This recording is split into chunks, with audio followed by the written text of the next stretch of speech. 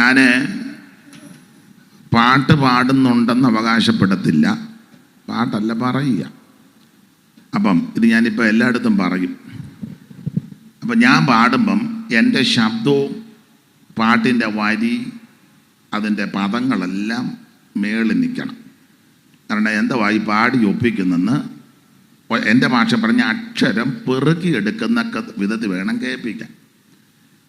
എന്നിട്ട് ഇടയ്ക്ക് ഞാൻ ഇവർക്ക് അവസരം കൊടുക്കും വായിക്കാൻ. എനിക്ക് കണക്കൊന്നും അറിയത്തില്ല, ഇവർക്കതിൻ്റെ കണക്കറിയാം.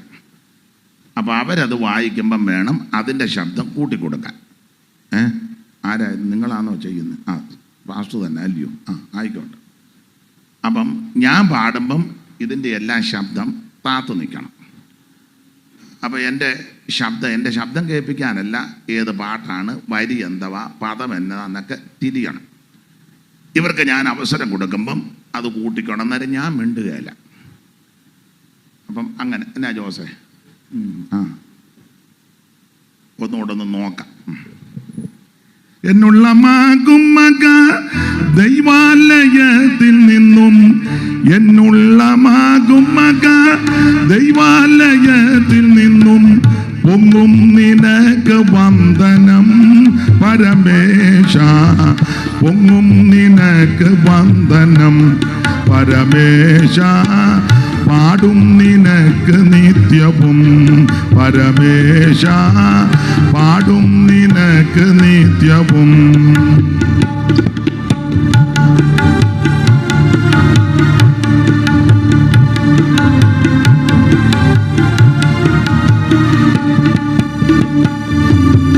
സ്നേഹക്കൊടി എനിക്കു മീതെ വിരിച്ചു പ്രിയൻ, സ്നേഹക്കൊടി എനിക്കു മീതെ വിരിച്ചു പ്രിയൻ, ഞാനും സുഖേനെ വാഴുവാൻ പരമേശ, ഞാനും സുഖേനെ വാഴുവാൻ പരമേശ, പാടും നിനക്ക് നിത്യവും പരമേശ, പാടും നിനക്ക് നിത്യവും.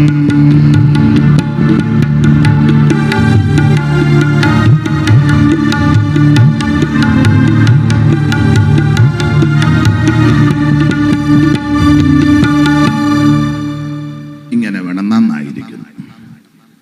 ഇതാണ് സംഗീത ശുശ്രൂഷയുടെ വാദ്യോപകരണം വെച്ചുകൊണ്ടുള്ള ശുശ്രൂഷ. ഇങ്ങനെ ചെയ്യണം. ചില ഇടങ്ങളിൽ ചെന്നാൽ ഏത് പാട്ടാന്ന് പോലും കേൾക്കുകയില്ല, കേൾപ്പിക്കുകയില്ല, തിരിയുകയില്ല. പുസ്തകത്തിലെ വാക്യവും അറിയാമല്ലോ, സംഗീതക്കാര് മുമ്പിൽ, വീണക്കാര് പിമ്പിൽ. അപ്പം ഞാൻ പാട്ട് പാടി കഴിയുമ്പോൾ അവർക്ക് ഞാൻ കൊടുക്കും. അവരും അത് നന്നായിട്ട് കൈകാര്യം ചെയ്തു. ഇങ്ങനെ ആ ശുശ്രൂഷ പോകേണ്ടത്.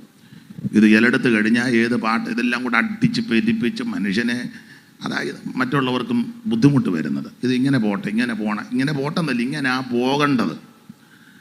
ദൈവം എല്ലാവരെയും അനുഗ്രഹിക്കട്ടെ.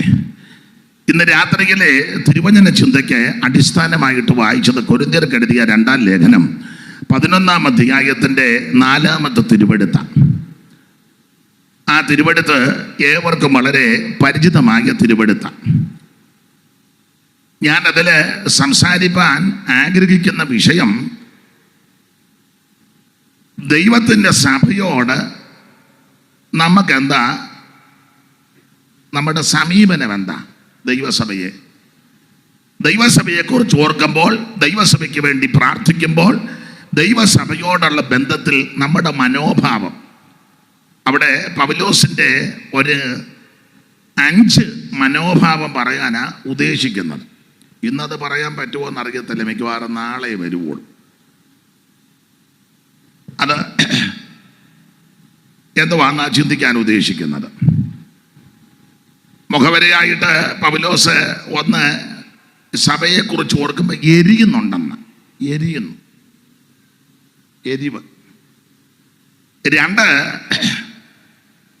പുള്ളി സഭയെ ഇപ്പോൾ ഓർക്കുമ്പോൾ ഭയപ്പെടുന്നു. 3, സഭയ്ക്ക് വേണ്ടി തന്നെ അങ്ങ് താഴ്ത്തുക, സഭയ്ക്ക് വേണ്ടി. 4, വളരെ ചിന്താഭാരമുണ്ട്. 5, അനേക കാര്യങ്ങൾ സഭയ്ക്ക് വേണ്ടി അങ്ങ് സാധിക്കുക. വേണമെങ്കിൽ ആ വാക്യം ഒന്ന് വായിച്ചോ. 11:2, 11:3, 11:7, 11:28, 11:23 ആയിരുന്നു. ഞാൻ നിങ്ങളെക്കുറിച്ച് ദൈവത്തിന്റെ എരിവോടെ എരിയുന്നു. ഞാൻ ക്രിസ്തു എന്ന ഏകപുരുഷൻ എരിയുന്നു. ഇനി 3. എന്നാൽ സർപ്പം ഹവ്വായെ ഉപായത്താൽ ചതിച്ചതുപോലെ നിങ്ങളുടെ മനസ്സ് ക്രിസ്തുവിനോടുള്ള ഏകാഗ്രതയും നിർമ്മലതയും വിട്ട് വഷളായി പോകുമോ എന്ന് ഞാൻ ഭയപ്പെടുന്നു. 2 ഭയപ്പെടുന്നു. ഇനി 7-ാം വാക്യം. അല്ലെങ്കിൽ ഞാൻ ദൈവത്തിന്റെ സുവിശേഷം നിങ്ങൾക്ക് സൗജന്യമായി പ്രസംഗിച്ചുകൊണ്ട് നിങ്ങൾ ഉയരേണ്ടതിന് എന്നെ തന്നെ താഴ്ത്തുകയാൽ പാപം ചെയ്തുവോ? എന്നെ തന്നെ താഴ്ത്തുന്നു. ഇനി അതിന്റെ 28. എന്നീ അസാധാരണ സംഗതികൾ ഭവിച്ചതുകൂടാതെ എനിക്ക് ദിവസേന സർവസഭകളെയും കുറിച്ചുള്ള ചിന്താഭാരം എന്ന ചിന്താഭാരം 23. ക്രിസ്തുവിന്റെ ശുശ്രൂഷക്കാരോ ഞാൻ ബുദ്ധിഭ്രമമായി സംസാരിക്കുന്നു. ഞാൻ ഏറ്റവും അധികം അധ്വാനിച്ചു. അപ്പൊ താഴോട്ട് അനുഭവിച്ച പങ്കപ്പാടും ഭേദകെട്ട ലിസ്റ്റ്. അപ്പൊ 5 കാര്യമാണ്. ഇത് സഭയോട് ബന്ധപ്പെട്ട് ഉള്ള കാര്യമാണ്. ഞാൻ ഇത് സംസാരിപ്പാൻ ആഗ്രഹിക്കുന്നത്. അത് ഇന്ന് ഒക്കുമോ എന്ന് തോന്നുന്നില്ല. മിക്കവാറും നാളെ ആയിരിക്കും. കാരണം വേറെ കാര്യം പറയാനുണ്ട്. വേറെ കാര്യം മറ്റ് ചരിത്രമൊന്നുമല്ല, സുവിശേഷത്തെ പറ്റി. ഇത് നമ്മുടെ ഈ പ്രാവശ്യത്തെ മഹായുഗത്തിൻ്റെ ആരംഭ ദിവസമാണ്. ഇന്ന് രാത്രിയിൽ അതിന് കുർവാക്യമായിട്ട് നമ്മൾ വായിച്ചത് 11-ാം അധ്യായത്തിൻ്റെ 4-ാമത്തെ തിരുവെടുത്താണ്. കൊരിന്ത്യർക്ക് പൗലോസ് 2 ലേഖനം എഴുതി. ലേഖനം എഴുതിയത് എന്തിനെന്ന് ചോദിച്ചാൽ ഒറ്റ വാക്ക് പറഞ്ഞാൽ ഇവരെ നന്നായിട്ട് തർജ്ജനം ചെയ്യുകയാണ്. കൊരിന്ത്യ ലേഖനം തർജ്ജന ലേഖനത്തിൽ പെടും. കാരണം ഇവര് വിശുദ്ധിയിലും പ്രമാണത്തിലും പ്രതിഷ്ഠയിലും നന്നായിട്ട് ജീവിച്ച് കർത്താവിൻ്റെ വരവിനായിട്ട് ഒരുങ്ങണം. ആ ഉദ്ദേശത്തോടാണ് പൗലോസ് ഈ ലേഖനം എഴുതിയിരിക്കുന്നത്. അതെ, എല്ലാ ഭാഗത്തേക്കും പോകുന്നില്ല. 4-ാമത്തെ വാക്യത്തിൽ ഞാൻ സൂചിപ്പിച്ചു, നിങ്ങൾക്കറിയാം, വായിച്ച് അറിയാമല്ലോ. അവിടെ 3 കാര്യം എടുത്തു പറഞ്ഞിരിക്കുക. 1, 4-ാം വാക്യം ഒന്നുകൂടെ വായിച്ചേ.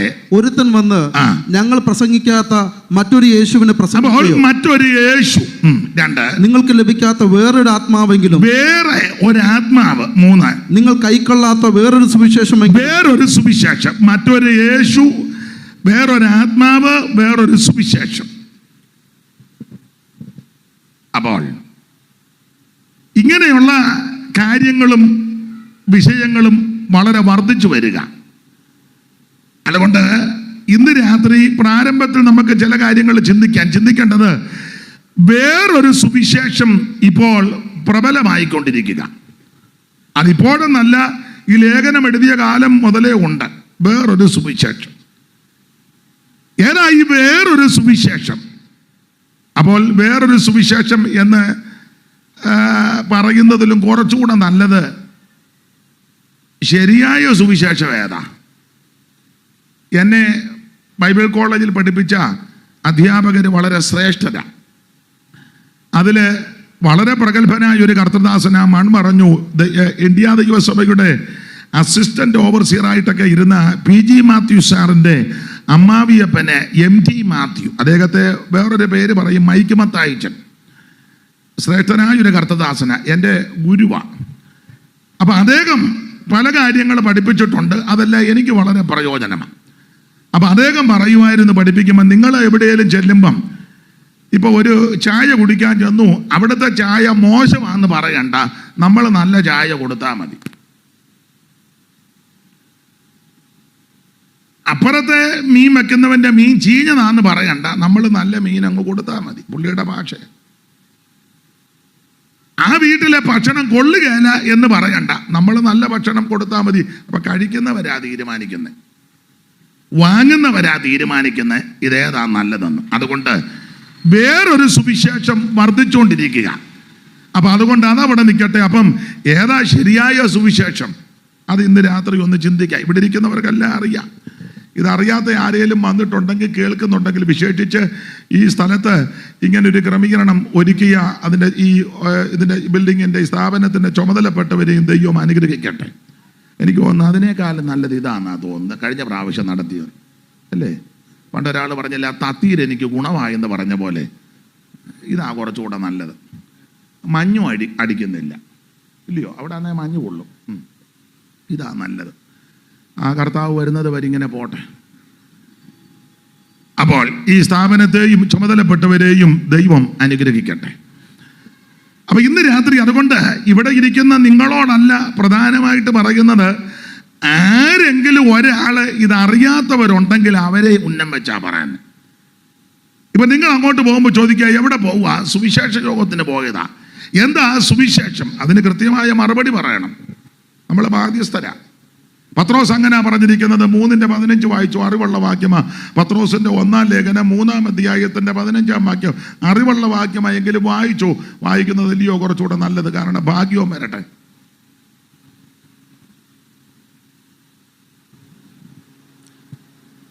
പത്രോസിന്റെ 1-ാം ലേഖനം 3:15 നിങ്ങളിലുള്ള പ്രത്യാശയെക്കുറിച്ച് ന്യായം ചോദിക്കുന്ന ഏവനോടും സൗമ്യതയും ഭയഭക്തിയും, നിങ്ങളിലുള്ള പ്രത്യാശയെക്കുറിച്ച് ന്യായം ചോദിക്കുന്ന ഏവനോടും സൗമ്യതയും ഭയഭക്തിയും പൂണ്ട് പ്രതിവാദം പറവാൻ എപ്പോഴും ഒരുങ്ങിയിരിക്കണം. അപ്പോൾ ന്യായമായ കാര്യം ഉടക്കാനും തർക്കിക്കാനും ആണെങ്കിൽ ഒന്നും പറയണ്ട. ന്യായമായിട്ട് അറിയാനുള്ള തൃഷ്ണ കൊണ്ട് ചോദിക്കുകയാണെങ്കിൽ അത് സൗമ്യതയോടും ഭയഭക്തിയോടും കൂടെ പ്രതിവാദം പറവാൻ എപ്പോഴും ഒരുങ്ങണം. അപ്പൊ ആ വാക്യത്തിൻ്റെയും കൂടെ അടിസ്ഥാനത്തില്ല. അപ്പൊ എവിടെ പോയി? സുവിശേഷത്തിന് പോയതാ. എന്തുവാ സുവിശേഷം? എന്തുവാന്ന് ചോദിച്ചാൽ, ഞങ്ങൾ ലൈറ്റും ഒക്കെ ഇട്ടിട്ടുണ്ട്, മൈക്ക് സെറ്റ് ഉണ്ട്, പാട്ടുകാരുണ്ട്, കണ്ടമാനം ആള് വരും. പിന്നെ യോഗം തീരുമ്പോൾ ഞങ്ങൾക്കൊരു മൂപ്പുണ്ടാകും, തീരുന്ന മുറിക്ക്. പിന്നെ നല്ല ഇളക്കമാണ്. ഇതല്ല അതിന് മറുപടി. അപ്പൊ ന്യായമായിട്ട് ആരെങ്കിലും ചോദിച്ചാൽ ന്യായമായിട്ട് മറുപടിയും പറയണം. അതുകൊണ്ട് ഇന്ന് രാത്രി അങ്ങനെ ചില കാര്യങ്ങൾ നമുക്ക് ചിന്തിക്കാം. ഇതെല്ലാം നിങ്ങൾക്ക് അറിവുള്ള കാര്യമാണ് പറയാൻ പോകുന്നത്. സുവിശേഷം വേറൊരു സുവിശേഷം വർദ്ധിച്ചുകൊണ്ടിരിക്കുക. അതിൻ്റെ നടുവിൽ ശരിയായ സുവിശേഷം എന്താ? ഇവിടെ ഇരിക്കുന്ന എല്ലാവർക്കും അറിയാം, എങ്കിലും അറിയാത്ത ആരേലും ഉണ്ട് അവരെ ഞാനിത് എല്ലായിടത്തും പറയാവുന്ന കാര്യമാണ്. അല്ല, ഇതല്ലയോ എല്ലായിടത്തും പറയണ്ടേ? വേറെ എന്നാ പറയാനാ? ഇതാ പറയണ്ടേ. ഈ യോഗം വെച്ചതും സുവിശേഷം കേൾപ്പിക്കാനല്ലേ? അല്ലയോ? അതിനാ. അപ്പൊ ശ്രദ്ധിക്കുക. അതുകൊണ്ട് ഇന്ന് രാത്രി നമുക്ക് ശാന്തമായിട്ട് ചില കാര്യം ഒന്ന് ചിന്തിക്കാം. ജിജോ വാക്യം വായിച്ച് നൂപ്പാട് വരും. നന്നായിട്ട് വായിച്ചോണം. നല്ല ചടി കടാന്നതല്ലേ, കോവൂരെ കുഞ്ഞോളച്ച പറമ്പിലെ തടിപ്പുറത്തെ വെടി പോലെ നിന്നോണം, വായിച്ചോണം. നമ്മൾ വേണമെന്ന് വായിച്ചു കൊടുത്തു സഹായിക്കാൻ. എന്നെ വായിക്കുമോ? പറഞ്ഞു കൊടുക്കാൻ ഇരിക്കുക. ആയിക്കോട്ടെ. അപ്പൊ ഇന്ന് രാത്രി ശാന്തമായിട്ട് നമുക്ക് ചിന്തിക്കാം. സുവിശേഷം വേറൊരു സുവിശേഷം. അപ്പൊ ശരിയായ സുവിശേഷം എന്താണ് സുവിശേഷം? ഇവിടെ ഇരിക്കുന്ന എല്ലാവർക്കും മനപാഠമാ. അറിയാത്തവരുടെ അറിവിന് പറയാം, എന്താ സുവിശേഷം എന്ന് പറഞ്ഞാൽ നസറയനാകുന്ന യേശു ക്രിസ്തു. വായിച്ചു തിമോഥെയോസിന്റെ 2-ാം ലേഖനം 2-ാം അധ്യായത്തിന്റെ 8-ാമത്തെ തിരുവെടുത്ത് വായിച്ചോ. ദാവീദിന്റെ സന്തതിയായി ജനിച്ച് മരിച്ചിട്ട് ഉയർത്തെഴുന്നേറ്റിരിക്കുന്ന യേശുക്രിസ്തുവിനെ ഓർത്തുകൊള്ളുക. അതാകുന്നു എന്റെ സുവിശേഷം. എന്നെ കേൾക്കുന്ന ബഹുമാന്യരെ, സമീപവാസികളെ, സ്ഥലവാസികളെ, ശബ്ദപരിധിയിൽ കേൾക്കുന്ന അല്ല ഓൺലൈനിൽ ദൂരത്തിരിക്കുന്ന ആർക്കെങ്കിലും എന്ന് അറിയത്തില്ലെങ്കിൽ നിങ്ങളോട് ഇന്ന് രാത്രി ഓർപ്പിക്കുകയാണ്. സുവിശേഷം മതം മാറ്റമല്ല, സുവിശേഷം സഭ മാറ്റുകയല്ല, സുവിശേഷം സംഘടന മാറുന്നതല്ല, സുവിശേഷം തത്വജ്ഞാനം പറയുന്നതല്ല, സുവിശേഷം തത്വസംഹിതകളെ നിരത്തുന്നതല്ല, സുവിശേഷം പ്രത്യേക ശാസ്ത്രങ്ങളെ വാരി വിതറുന്നതല്ല, സുവിശേഷം മനുഷ്യനെ കൊലയ്ക്ക് കൊടുക്കുന്നതല്ല, സുവിശേഷം മറ്റുള്ളവന് ജീവഹാനി വരുത്തുന്നതല്ല, സുവിശേഷം അപരനെ നശിപ്പിക്കുന്നതല്ല, സുവിശേഷം മറ്റ് മതക്കാരെ തകർക്കാൻ പ്രേരണ കൊടുക്കുന്നതല്ല. ഇങ്ങനെ പറഞ്ഞാൽ ഒത്തിരി പറയാനുണ്ട്. പിന്നെന്താ സുവിശേഷം എന്ന് പറഞ്ഞാൽ നസറയനാകുന്ന യേശുക്രിസ്തു. ഒന്നുകൂടെ വായിച്ചോ കേക്കട്ടെ. ദാവീദിന്റെ സന്തതിയായി ജനിച്ച് മരിച്ചിട്ട് ഉയർത്തെഴുന്നേറ്റിരിക്കുന്ന. പദത്തിനൊക്കെ വലിയ അർത്ഥമാ. ജനിച്ച് മരിച്ചിട്ട് നിർത്തിയില്ല, ഉയർത്തെഴുന്നേറ്റിരിക്കുന്നു. ഇവിടെ വന്നവരെ എല്ലാം ഇങ്ങനെ ജനിച്ചു മരിച്ചു. ശുഭം ആർക്ക്? പുള്ളിക്കും ശുഭമാ.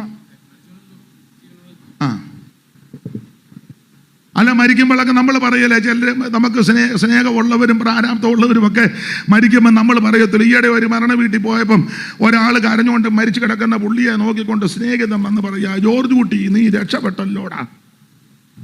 ഇല്ലേ? മിണ്ടുന്നില്ല.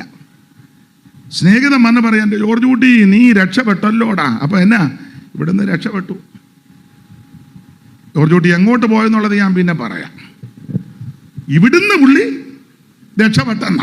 അപ്പം യേശുക്രിസ്തുവിനെ പറ്റി പറയുന്നത്, ദാവീദിന്റെ സന്തതിയായി ജനിച്ച് മരിച്ചിട്ട് നിർത്തിയില്ല, ചേർത്ത് പറഞ്ഞു ഉയർത്തെഴുന്നേറ്റ യേശുക്രിസ്തു. അതാ സുവിശേഷം. സ്തോത്രം. അപ്പൊ എന്താ സുവിശേഷം എന്ന് ആരേലും ചോദിച്ചാൽ ഒറ്റ വാക്കിലെങ്കിലും മറുപടി പറയണം. അത് നമ്മൾ ബാധ്യസ്ഥരാ. യേശുക്രിസ്തു, അതാ സുവിശേഷം. അയ്യോ അതെന്താ യേശുക്രിസ്തു? അങ്ങനെ ആരേലും ഒന്നും കൂടെ ചോദിച്ചാൽ അടുത്തൊരു മറുപടി. കൊരിന്ത്യർക്ക് എഴുതിയ 1-ാം ലേഖനം 15-ാം അധ്യായത്തിന്റെ 3-ാം വാക്യം. ക്രിസ്തു നമ്മുടെ പാപങ്ങൾക്ക് വേണ്ടി, യേശു ക്രിസ്തു നമ്മുടെ പാപങ്ങൾക്ക് വേണ്ടി തിരുവെഴുത്തുകളും പ്രകാരം മരിച്ച് അടക്കപ്പെട്ടു. തീർന്നില്ല, തിരുവെഴുത്തുകളിൻ പ്രകാരം 3-ാം നാൾ ഉയർത്തെഴുന്നേറ്റു. അതാ സുവിശേഷം. അപ്പോൾ തിരുവെഴുത്തുകളും പ്രകാരം മരിച്ചു, തിരുവെഴുത്തുകളും പ്രകാരം അടക്കപ്പെട്ട്, തിരുവെഴുത്തുകളും പ്രകാരം 3-ാം ദിവസം ഉയർത്തു. അതാ സുവിശേഷം. അറിയാമല്ലോ സുവിശേഷം നല്ല വാർത്ത, സദ്വർത്തമാനം, ഗുഡ് ന്യൂസ്, നല്ല വാർത്തയാ. എന്തുവാ നല്ല വാർത്ത? യേശുക്രിസ്തുവിന്റെ ജനനം നല്ല വാർത്തയാ. ഈ എല്ലാവരും ജനിച്ച പോലല്ല യേശു ജനിച്ചത്, അല്ല. നമുക്കെല്ലാം അറിയാം, മത്തായി സുവിശേഷത്തിൽ ജനിപ്പിച്ചു എന്ന. എന്നാൽ ക്രിസ്തുവേശുവിന്റെ ജനനത്തോട് ബന്ധപ്പെട്ട് കൊടുത്തിരിക്കുന്ന പറഞ്ഞ നമുക്കെല്ലാം മനപാഠമാ. ജനിപ്പിച്ചെന്നല്ല, ജനിച്ചു. അങ്ങനല്ലയോ ജിജോ? മത്തായി 1:16 13 ജനിച്ചു. അവളിൽ നിന്ന് ക്രിസ്തു എന്ന് പേരുള്ള യേശു ജനിച്ചു. മറ്റവരുടെ എല്ലാം ജനിപ്പിച്ചെന്ന 1 മുതൽ വായിര. അബ്രഹാമിനോട് വലിയ താല്പര്യം ഇല്ലെന്ന് തോന്നുന്നു. അബ്രഹാമിന്റെ പുത്രനായ ദാവീദിന്റെ പുത്രനായ യേശുവിന്റെ വംശാവലി. അടുത്തത്, അബ്രഹാം ഇസഹാക്കിനെ ജനിപ്പിച്ചു. ഇസഹാക്ക് യാക്കോബിനെ ജനിപ്പിച്ചു. യാക്കോബ് യഹൂദയെയും അവന്റെ സഹോദരന്മാരെയും ജനിപ്പിച്ചു. യഹൂദ താമാറിൽ പാരേസിനെയും സാരഹിനെയും ജനിപ്പിച്ചു. അപ്പൊ ഇതെല്ലാം ജനിപ്പിച്ചു. എന്നാൽ ക്രിസ്തുവേശുവിന്റെ തിരുപ്പിറവിയോട് ബന്ധപ്പെട്ട് നമുക്കെല്ലാം അറിയാം, ജനിപ്പിച്ചെന്നല്ല, ജനിച്ചു. അപ്പൊ യേശുക്രിസ്തുവിന്റെ ജനനം വിശേഷപ്പെട്ട ജനനമാണ്. ഒന്ന്, ആരും ജനിപ്പിച്ചതല്ല, അവിടുന്ന് ജനിച്ചതാണ്. 2, എന്നെയും നിങ്ങളെയും ജനിപ്പിച്ചതാ. ഒരു പുരുഷനും ഒരു സ്ത്രീയും, അല്ലെങ്കിൽ എൻ്റെ അമ്മയും എൻ്റെ അപ്പനും. ഇവിടെ സയൻസ് പഠിച്ച പിള്ളേരെല്ലാം ഉണ്ട്. എനിക്ക് സയൻസും ശാസ്ത്രവും ഒന്നും വലിയ വശമില്ല. വലിയ വശമെന്നല്ല, വശമേ ഇല്ല. എന്നാലും ചില ചെറിയ അറിവിന്റെ വെളിച്ചത്തിൽ പറയുക, ഒരു പുരുഷന്റെ ബീജത്താലും സ്ത്രീയുടെ അണ്ടം അങ്ങോട്ടും യോജിച്ചെങ്കിൽ ഒരു പ്രജ, ഒരു ശിശു ഉരുവാകുകയുള്ളൂ. അപ്പോൾ യേശുക്രിസ്തുവിന്റെ ജനനം സ്ത്രീയുടെ സന്തതിയായി ജനിച്ചു. എങ്ങനെ? ദൈവത്തിന്റെ പരിശുദ്ധാത്മാവിനാൽ, ദൈവത്തിന്റെ വചനത്താൽ. നമ്മുടെ ജനനം പോലല്ല യേശുവിന്റെ ജനനം, വിശേഷപ്പെട്ട ജനനമാണ്. അതെന്താ? 1, ഇവിടെ കേട്ടല്ലോ, ദൈവത്തിന്റെ മകനെ ജനിപ്പിച്ചതല്ല, ജനിച്ചതാ. ഇപ്പൊ എൻ്റെ അപ്പൻ എന്നെ ജനിപ്പിച്ചതാ, അല്ലേ? ജനിപ്പിച്ചതാ. യേശുക്രിസ്തുവിനെ മനുഷ്യനാരും ജനിപ്പിച്ചതല്ല, അവിടുന്ന് ജനിച്ചു. അതാ ഒരു വിശേഷത. 2, കർത്താവിന്റെ ജനനത്തോടെ തിരുപ്പിറവിയോടുള്ള ബന്ധത്തിൽ നിങ്ങൾ വചനം പഠിക്കുമ്പോൾ അറിയാം, ആട്ടിടയന്മാര് വെളിമ്പ്രദേശത്ത് ആടിനെ തീറ്റി വിശ്രമിക്കുമ്പോൾ ഈ ജനന വസ്തുത, ജനിച്ച കാര്യം അറിയിക്കാൻ സ്വർഗത്തിൽ നിന്ന് ദൈവം ഒരു ദൂതനെ അങ്ങോട്ട് അയച്ചു. നമ്മളാരും ജനിച്ചപ്പോൾ ഏത് ദൂതനാ വന്നേ? അല്ല, ഇവിടെ മഹാന്മാരും ഉന്നതന്മാരും കുബേരന്മാരും പണ്ഡിത ശിരോമണികളും രാഷ്ട്രീയത്തിലെ അതികായകന്മാരും രാജാക്കന്മാരും സാമൂതിരിമാരും എന്ന് വേണ്ട സകല ആൾക്കാർ ഇവിടെ വന്ന് ജനിച്ചു. ഹൈന്ദവ പുരാണം പഠിക്കുമ്പോൾ അവതാര പുരുഷന്മാരെല്ലാം വന്ന് ഇവിടെ ജനിച്ചു. പുരാണം അങ്ങനെ ആണല്ലോ. ആയിക്കോട്ടെ, ഇവിടെ സകല മനുഷ്യരും വന്ന് ജനിച്ചു. ഇവരുടെ ആരുടെയും ജനനം ദൂതൻ വന്ന് വിളംബരം ചെയ്തില്ല. എന്നാൽ യേശു ക്രിസ്തുവിന്റെ ജനനത്തിൽ മാത്രമേ ദൈവം ദൂതനെ ഇങ്ങോട്ട് വിട്ടത്. ലൂക്കോസിന്റെ സുവിശേഷം 2-ാം അധ്യായത്തിന്റെ 8 മുതൽ താഴോട്ടുള്ള വാക്യം വായിച്ചേ. ഒരു ദൂതൻ വന്നെന്ന. അന്ന് ആ പ്രദേശത്ത് ഇടയന്മാർ രാത്രിയിൽ ആട്ടിൻകൂട്ടത്തെ കാവൽ കാത്ത് വെളിയിൽ പാർത്തിരുന്നു. അപ്പോൾ കർത്താവിന്റെ ഒരു ദൂതൻ ആദ്യം ഒരു ദൂതനെ ഇങ്ങോട്ട് വിട്ടു. ഏതാ? ജനനം അറിയിക്കാനാ.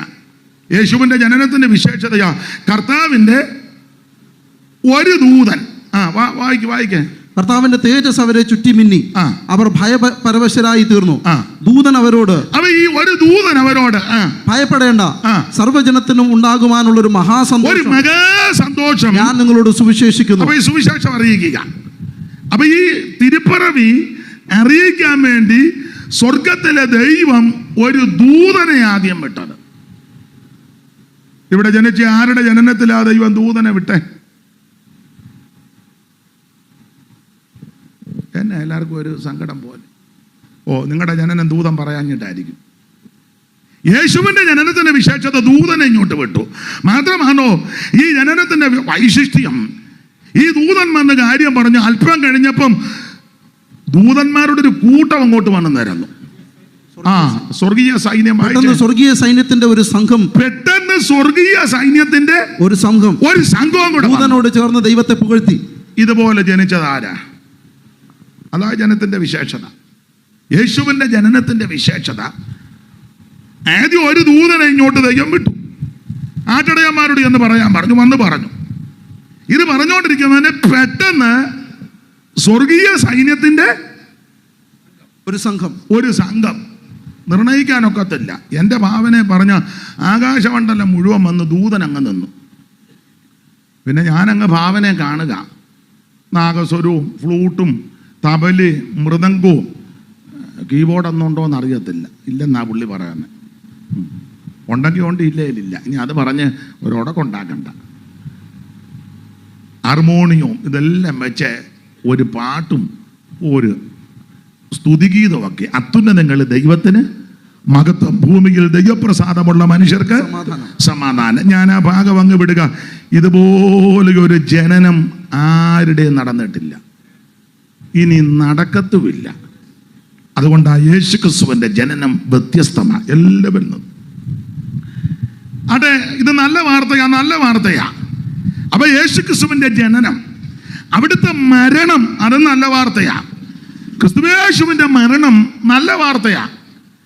ഞാൻ എപ്പോഴും പറയും മരണം അത്ര നല്ല വാർത്തയല്ല, പക്ഷെ യേശുവിന്റെ മരണം നല്ല വാർത്തയാ. നമ്മുടെ വേണ്ടപ്പെട്ടവർ മരിച്ചെന്ന് ഇപ്പം വന്ന് പറഞ്ഞ ഒരു നല്ല വാർത്ത പറയാൻ പോകുമെന്നും പറഞ്ഞാന്നോ പറയുന്നത്? ഇപ്പോൾ ഷിബുപാസോട് വന്ന് പറയുക, ഇന്നടത്ത് ഇന്ന അപ്പച്ചൻ മരിച്ചു, അല്ലേ അമ്മച്ചി മരിച്ചു, ഇല്ലേ യൗവനക്കാരൻ മരിച്ചു. ഇത് കേട്ട ഉടനെ പുള്ളി മൈക്കിന്റെ മുന്നിൽ വന്ന് ശ്രദ്ധിക്കണേ, ഒരു നല്ല വാർത്ത അറിയിക്കാൻ പോവുക.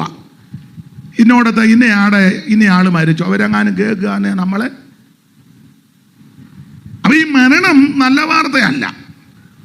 ഈ മരണത്തിന് വേദപുസ്തകത്തിൽ കൊടുത്തിരിക്കുന്ന ഒരു പേര് തന്നെ ഒടുക്കത്തെ ശത്രു എന്നാണ്. ഒടുക്കത്തെ ശത്രു. ഞാൻ എപ്പോഴും പറയും, നിങ്ങൾക്ക് പറയാം, ഒടുക്കത്തെ ശത്രു എന്ന് പറഞ്ഞാൽ ശത്രുക്കളെല്ലാം പോയിട്ട് ഒടുക്കം വന്ന ശത്രു എന്നല്ല.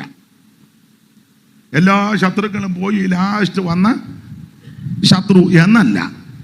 മുഴുവൻ ശത്രുക്കൾ പോയാലും പോകാതെ നിന്നെയും കൊണ്ട് പോകാൻ നിൽക്കുന്ന ശത്രു എന്നാ ഒടുക്കത്തെ ശത്രു. അപ്പോൾ അങ്ങനെ മരണം, ഈ മരണം നല്ല വാർത്തയല്ല. ഏത് പ്രായത്തിലുള്ളവർ മരിച്ചാലും അത് അവരോട് ബന്ധപ്പെട്ട് നിൽക്കുന്നവർക്ക് ദുഃഖമാണ്. എന്നാൽ യേശു ക്രിസ്തുവിന്റെ മരണം ഒരു നല്ല വാർത്തയാണ്. എന്താ യേശു ക്രിസ്തുവിന്റെ മരണം നല്ല വാർത്തയാകാൻ കാര്യം? അതിപ്പോ വായിച്ച വാക്യത്തിലുണ്ട് 15:3 കൊരിന്ത്യർക്ക് എഴുതിയ 1-ാം ലേഖനം 15-ാം അധ്യായം 3-ാം വാക്യം. എന്താ ഇത് നല്ല വാർത്തയാകാൻ കാരണം? വായിച്ചേ. എന്നാ പറ്റി? ക്രിസ്തു നമ്മുടെ പാപങ്ങൾക്ക് വേണ്ടി തിരുവെഴുത്തുകളിൻ പ്രകാരം മരിച്ചു. മതി. അതായത് നല്ല വാർത്തയായത് യേശു ക്രിസ്തുവിന്റെ മരണം നല്ല വാർത്തയാകാൻ കാരണം നമ്മുടെ പാപങ്ങൾക്ക് വേണ്ടിയാ യേശു മരിച്ചത്. മനുഷ്യൻ ഏറ്റവും വലിയ ഭാരം എന്നാന്ന് ചോദിച്ചാൽ, അല്ലെങ്കിൽ വിഷയം എന്നാന്ന് ചോദിച്ചാൽ, തുണിയില്ലാത്തതോ അരിയില്ലാത്തതോ വീടില്ലാത്തതോ ഒന്നും അല്ല. മനുഷ്യനെ അലട്ടുന്ന മനുഷ്യന്റെ ഏറ്റവും വലിയ ഭാരം പാപത്തിന്റെ ഭാരമാണ്. അതിൻ്റെയോ യെശയ്യാ പ്രവചനത്തിൽ വായിക്കുന്നത് അകൃത്യഭാരം ചുമക്കുന്ന ജനം. അപ്പോൾ അകൃത്യഭാരം, നിങ്ങളെ നിങ്ങളുടെ ദൈവത്തെ തമ്മിൽ ഭിന്നിപ്പിച്ചത് ഈ അകൃത്യമാണ്. ഈ അകൃത്യത്തിന്റെ ഭാരവും വഹിച്ചുകൊണ്ട് മനുഷ്യൻ അത് എത്രയോ നാളുകളായിട്ട് ഭാരപ്പെടുക. ഇതെവിടെ താത്തു വെക്കും, ആരിത് വഹിക്കും, ഇതെങ്ങനെ എവിടെ വെക്കും? അതിന് തീർത്ഥയാത്ര നടത്തുന്നു, തീർത്ഥാടനങ്ങൾ നടത്തുന്നു, കാഴ്ചകൾ കൊണ്ടുവെക്കുന്നു, തിരുമുൽ കാഴ്ച വെക്കുന്നു, എന്തെല്ലാം കാര്യങ്ങളാ ചെയ്യുന്നത്. എന്തിന്? ഈ പാപത്തിന്റെ ഭാരമൊന്ന് മാറാൻ. അതുകൊണ്ട് ഇന്ന് രാത്രി ആ പാപത്തിന്റെ ഭാരത്തെ ചുമന്നവനാണ് യേശു ക്രിസ്തു. അതുകൊണ്ട് ആ കടന്നു പോകുന്ന യേശുവിനെ ചൂണ്ടിക്കൊണ്ട് യോഹന്നാൻ സ്നാപകൻ പറയുക, താണ്ട ലോകത്തിന്റെ പാപത്തെ ചുമക്കുന്ന, അതാ വിഷയം, ചുമക്കുന്ന ദൈവകുഞ്ഞാണ്. അപ്പൊ ശ്രദ്ധിക്കുക, ഇങ്ങനെയുള്ള പാപഭാരത്തിൽ നിന്ന് പൂർണ്ണമായ വിടുതൽ തരുവാനാ യേശു ക്രിസ്തു മരിച്ചത്. അപ്പൊ യേശുക്രിസ്തുവിന്റെ മരണം നല്ല വാർത്തയാകാൻ കാരണം നമ്മുടെ പാപങ്ങൾക്ക് വേണ്ടിയാ യേശു മരിച്ചത്. അതുകൊണ്ട് ഇത് നല്ല വാർത്തയാ. ഈ പാപഭാരം എവിടെ കൊണ്ട് മാറ്റിവെക്കും? ആരിത് വഹിക്കും? എങ്ങനെ രക്ഷപ്പെടും? ഇതിൽ നിന്ന് മോചനമുണ്ടോ? എങ്ങനെ ഞാൻ നീക്കുപോക്കുണ്ടാകുമെന്ന് ചിന്തിച്ച് ഭാരപ്പെട്ട മനുഷ്യവർഗത്തിന്റെ പാപത്തിന്റെ ഭാരത്തെ ചുമന്നൊഴിക്കാൻ ആണ് യേശു ക്രിസ്തു മരിച്ചത്. മുമ്പ് ഞാൻ സൂചിപ്പിച്ചു, യേശുവിന്റെ ജനനം വ്യത്യസ്തമാണ്, മരണവും വ്യത്യസ്തമാണ്. എന്താ ക്രിസ്തുയേശുവിന്റെ മരണത്തിന്റെ വിശേഷത? ഒന്ന് രണ്ട് കാര്യം പറയാം. മരണത്തിന്റെ വിശേഷത ഒന്ന്, അവിടുന്ന് മരിക്കാനാണ് ഇങ്ങോട്ട് വന്നത്. മരിക്കാനാ വന്നത്. തന്നെയല്ല, യേശു ക്രിസ്തുവിനെ പറ്റി പറഞ്ഞെടുത്തെല്ലാം വന്നു എന്നാണ്. ക്രിസ്തുയേശു പാപികളെ രക്ഷിപ്പാൻ ലോകത്തിൽ വന്നു, അങ്ങനെ കൊടുത്തേക്കുന്ന വന്നു എന്ന് പറയുമ്പോൾ ഓർത്തോണം, നേരത്തെ ഉണ്ടായിരുന്നു. ഇപ്പൊ എന്നോട് നിങ്ങൾ ചോദിക്കുക, ന്യായമായി ചോദിക്കുന്ന ഇങ്ങനെ, പാസ്റ്റർ എപ്പോഴാ വന്നേ? അല്ലാതെ ഇങ്ങോട്ട് വന്ന ഉടനെ എപ്പോഴാ ജനിച്ചേ? ഇപ്പൊ ചോദിക്കുവോ? ഇല്ല. ഈ യോഗത്തിന് എന്നെ കാണുമ്പോൾ എപ്പോഴാ വന്നെന്നേ ചോദിക്കുവുള്ളൂ. അപ്പോൾ യേശു വന്നെന്ന് പറയും. എപ്പം വന്നെന്ന് ചോദിച്ചാൽ ഞാൻ നേരത്തെ ഉണ്ടായിരുന്നു, വേറൊരു സ്ഥലത്തിൽ നിന്നാണ് ഇങ്ങോട്ട് വന്നത്. അതുകൊണ്ടാണ് ന്യായമായ ചോദ്യം, എപ്പം വന്നു? അപ്പൊ യേശു ക്രിസ്തു വന്നു. കർത്താവ് അങ്ങനെ തന്നെ പറഞ്ഞ്, മനുഷ്യപുത്രൻ വന്നത്. അങ്ങനെ മനുഷ്യപുത്രൻ വന്നത്. അപ്പോൾ മുമ്പേ ഉണ്ടായിരുന്നവനാ. എവിടുന്ന് വന്നു? സ്വർഗത്തിൽ നിന്ന് വന്നു. എന്തിനാ വന്നത്? അപ്പോൾ അത് കർത്താവിന്റെ മരണത്തിന്റെ വിശേഷത ഒന്ന്, അവിടുന്ന് മരിക്കാനായി ഇങ്ങോട്ട് വന്നത്. മരിക്കാൻ വന്നതാ. ഞാനും നിങ്ങളും എല്ലാം ജീവിക്കാൻ വന്നവരാ. നമ്മുടെ ഇരിപ്പ് കാണുമ്പോൾ അറിയാം. ഉദാഹരണം എപ്പോഴും ഞാൻ പറയും, രണ്ടുപേരുടെ വെളുപ്പിന് ഇങ്ങനെ നടക്കുന്ന കണ്ടിട്ടില്ലേ?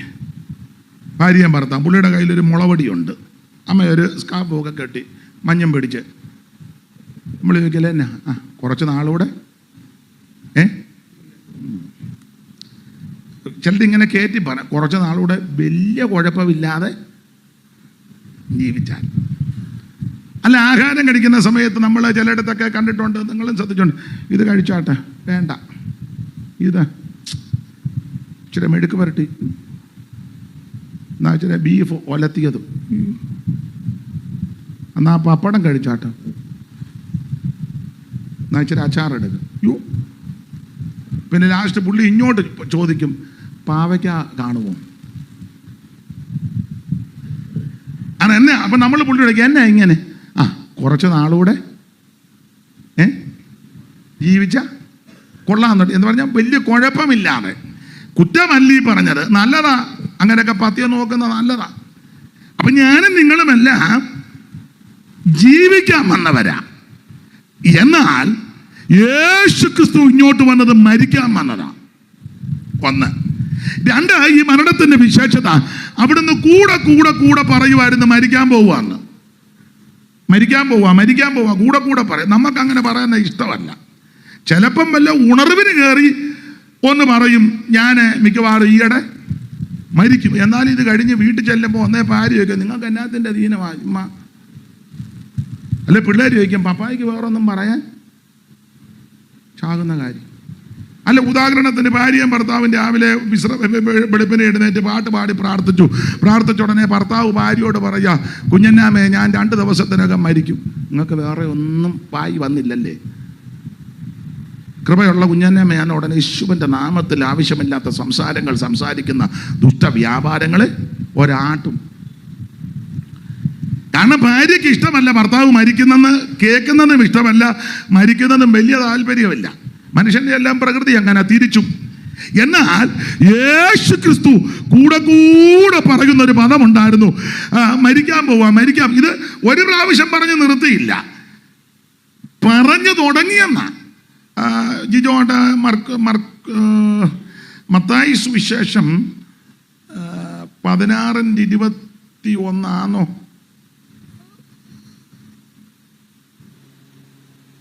അന്ന് മുതൽ യേശു താൻ യെരൂശലേമിൽ